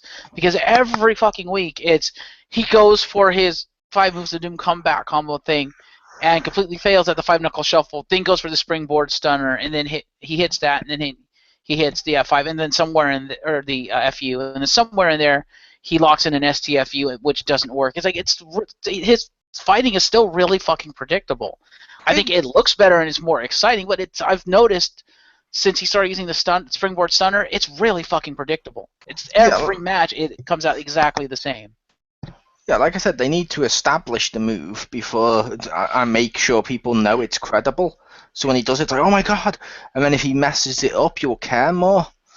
Then that'll be cool. So it's like, make sure people know he can keep doing this move whenever he wants. So if he messes up, it's not a case of, oh, Cena's botched or something like that. It's a case of the other person stopped him. And to be fair with his matchups, while they've been a little predictable like that, to be fair, his matchups since he's been US champion with the Open Challenge have been the best matchups almost every week. They have. And I'm not saying that he's terrible in the ring, but I'm just saying, I think maybe myself included, maybe we have been giving him and WWE Crave a little too much credit because I guess I've noticed, especially with this past week, I thought about it and I was like, it's the same shit. It's really predictable, and it's like you want to make the springboard stunner a legitimate move. You want to build it up. Don't have him pull it out at the exact point in the exact same point in every match. You want to make it credible. And I know they're trying to go for like the kind of out of nowhere thing because out of nowhere. Make it actually out of nowhere. Make it so you don't know when in the match he's going to pull the move out. Have him randomly pull the move out, like. And this is one thing I will give Orton credit for that he's done really really well with the RKO. You can kind of tell when he's going to pull it out, like because it's going to be near the end of the match, but he goes for it in the middle of the matches. You don't know when he's going to go for it. And even when you're kind of expecting it to come, you don't know off of what because he just randomly reverses it out of the most random shit. But with Cena, it's at the exact point and same point in every fucking match. It's always right after the failed 5-knuckle shuffle every time. To be fair with Orton's, his was predictable as fuck till like that when he flipped Seth Rollins into the air and did it, because every single time it was they jump off the top rope into it. And the second they jump, you can always tell when it's going to happen because the person, even someone like Jericho, was able to go and jump into the position to be RKO'd. Every time. And it's predictable as fuck. Where it's like, oh, they're climbing top rope, they're going to be RKO'd. Yeah, but I don't know. I don't think it was as overt as Cena's where you could see it coming a mile away. You only see RKO when they start preparing for it, when they go up, like you said, up top to jump off to be RKO'd. You don't see it like fucking 4 moves in advance. Because as soon as you see him starting to go for his comeback combo, you know it's coming. All they did is they made it so that the 5-knuckle shuffle doesn't work anymore, and they inserted the springboard stunner. That's all they've done. They haven't changed anything. It's still predictable as fuck. And it's just like, no, you can't just insert a move in there and all of a sudden it's okay. No, it's a good move. I like the move a lot, and he does it very well. Make it random. Have him just pull it out in the middle of a fucking match instead of, at the end of his comeback combo. It's like, come on, that's way too predictable. Yeah, like I said, he seems to be doing it in the same place, but I'd make the case of how fast that goes. It's still as predictable as people slowly climbing up the turnbuckle, especially people that don't normally jump off. then perfectly positioning himself and waiting a couple of seconds, then jumping to do an RKO. True. That was predictable as fuck and got annoying. But it's a case of, with Cena's, it's a case of when he's doing that, yeah, it's predictable as fuck right now, but who knows? Soon when he goes against one, because it's only been like 4 matches, soon it's going to be a case of he goes for that springboard, and you know someone's going to push him off. Like maybe Rusev pushes him and boom, does that kick or something. Mm-hmm.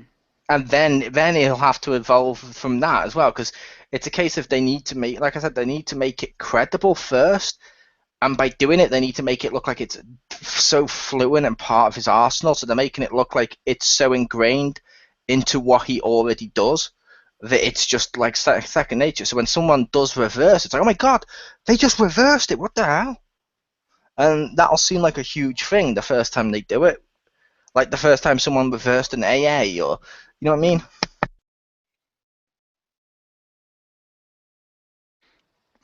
Yeah, I mean, I understand what you're saying. I don't agree with it, but I understand what you're saying.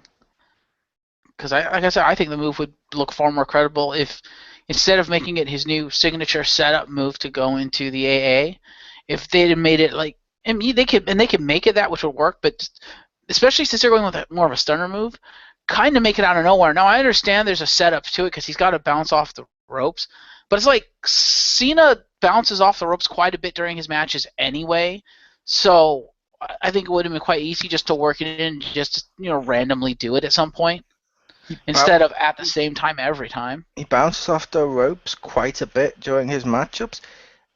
No, that dude with the mask, that used to be Rey Mysterio. That wasn't Cena. This isn't a Mr. America situation. But no, because he always does like the springboard forearms and stuff like that. He does some. He'd bounce off the ropes move here and there. He does.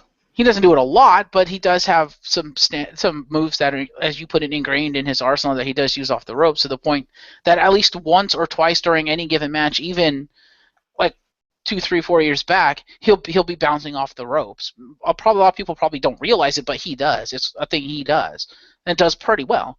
And because of that, it's like I could see him incorporating it in as kind of, because a lot of the stuff that he bounces off the ropes for, aside from the forearm, because that's the beginning to his comeback combo, but the other stuff that he does, it's kind of random. It's just kind of in the middle of the match, he pulls it out, or he does it in a reaction to something as a counter move. And I think that's how they should have built the springboard stunner, so that it's kind of random. Because you want to make it seem legitimate. You want to build it up, make it look like a move that nobody sees coming. And unfortunately, like I said, it says it all when, as you pointed out, he's only had 3 matches. Yeah, 3 matches in, and I can see it coming 5 moves away. I know it's coming. I know what the setup's going to be. I know exactly what's going to happen right before it. How can you see it 5 moves away when he doesn't finish him with it, and you also said it's part of his 5 moves? Well, it's like 6 moves now because of that move. But yeah, it's part of his comeback combo. Like, he replaced another one. He said it himself. Like as soon as he starts, the comeback combo, you know the sequence of events, and you know what's going to happen. You do, but I'd make the case that's the same with anyone. It's like, I don't know, the second you watch The Rock, the second he did that boom, Samoan drop, you knew what was coming up. Samoan drop, they'd get to their feet, then probably a rock bottom or a spine buster followed by people's elbow or a pin. Loads of wrestlers do this the exact same setup in that same way. It's not as predictable as Hulk Hogan's going to start shaking now. I'm not sure if stroke or hulking up. Nice. Mm-hmm. But see, again, back to Randy Orton. Yeah, he's got that like comeback combo thing too. But the thing they've been doing with him recently, which I actually really like, is the fact that just because he does the combo doesn't mean the RKO's coming. It means he's gonna attempt for it, but oftentimes he doesn't succeed in it, which I think is good because it keeps the crowd on their toes, because the crowd then doesn't know, okay, he's doing this, he's gonna wind up for the RKO. You're gonna have the anticipation of the RKO, but like 25-30% of the time he doesn't hit it, or he's forced to abandon it because of something the opponent does. I would make the case that's very predictable, because at least 80 or 90% of the time he doesn't hit when he does his combo. He does his comeback, it fails, and it's all building to that setup of they'll get a jump at him so he can do an RKO. No, he does hit with the combo. He does the clotheslines, and then he does the power slam, his comeback combo. Yeah, and then he winds up for the RKO and either has to abandon going for it because they run out of the ring, or they do something else, or he tries for it and they counter it. And then other times he'll actually hit it. Yeah, but I was saying most of the time he doesn't hit it, especially with the big ones. He doesn't hit the RKO and pin them. If he hits the RKO, they'll kick out. Or if he goes to the RKO, like you said, they'll run out the ring or they'll do something. And then it's all building to that one. And then you know in the next couple, like 4 or 5 moves, they're going to climb up and jump off, and then he's going to hit them with an RKO. Yeah, you know it's coming. You know there's going to be set for it, but you don't know where it's going to be until you start seeing the setup. But it's not like a fucking 4-move setup. It's a 1 move. They're starting to go up, and you're like, oh, okay, they're going to jump off. Yeah, well, but I'm saying saying it's like 4 moves in advance. It's like as soon as the combo starts up, you know the sequence of events. You know how it's going to turn out. There's no mystique to it. There's no at least small element of randomness that at least Orton has. Of okay, he's going to go for the RKO, but even though you know he's going to go for it, you don't know if he's going to hit it, and you don't know if he's eventually going to hit it or not because Orton doesn't always win. In fact, especially when he was a heel, he's lost quite a bit. He's like tried to go for the RKO and then lost. As a face now, yeah, he more often than not wins now. But even then, you don't. At least I don't get the sense that he's going to win every match. That it's always going to be the same sequence of events. Whereas with Cena, it's so damn predictable. It's like I know what's going to happen and I know he's going to win because it's always the same sequence of events. See, I've said it before now, and I believe if Jim's still listening, I believe Jim's one of the ones I've done that too when we've been watching it. The second we've been watching the wrestling, the second Orton goes for that comeback, I make the prediction every single time of he's not going to win with the he's not going to win with the RKO. In fact, the person's going to jump off and he's going to RKO him, and boom, that's how the match ends. Every time. That's way the fuck predictable. The only difference is the commentators make a bigger deal out of nowhere, so people buy into it.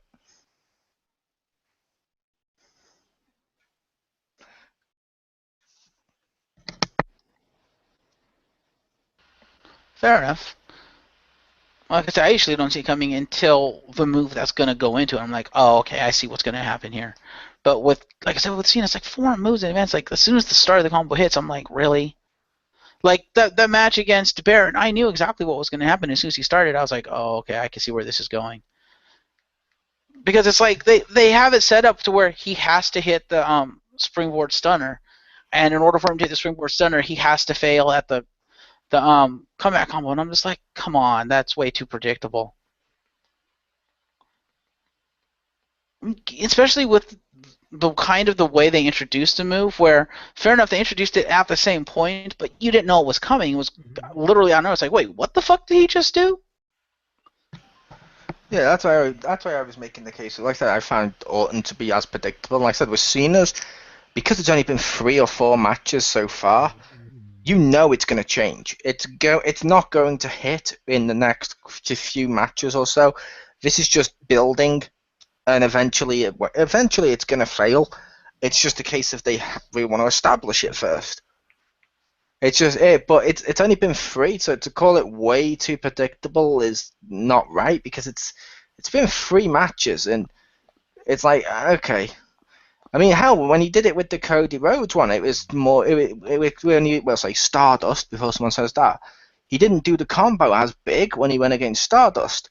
He went against Stardust, and he did the springboard after, almost after Stardust did that failed kick attempt. And that was literally the last match or 2. Fair enough. Well, we'll just have to see if they can evolve the move or not. But Ricky. Yes. All right. So there you have it. Unless we have any other closing comments. I think Jim has gone off to read his book, probably. All right. So. No, I'm right here. I was just waiting for you guys to finish up. All right. So I'd like to thank everyone here for being here to give their awards and their match and promo of the week. You're welcome. You are pleasure. most welcome. All right, and I'd like to thank everyone for joining us and listening to us rant at you for a little while. So hopefully everyone will join us next week where we will go through some more awards and promos for the mysterious upcoming week in wrestling. Thank you very much, and good night.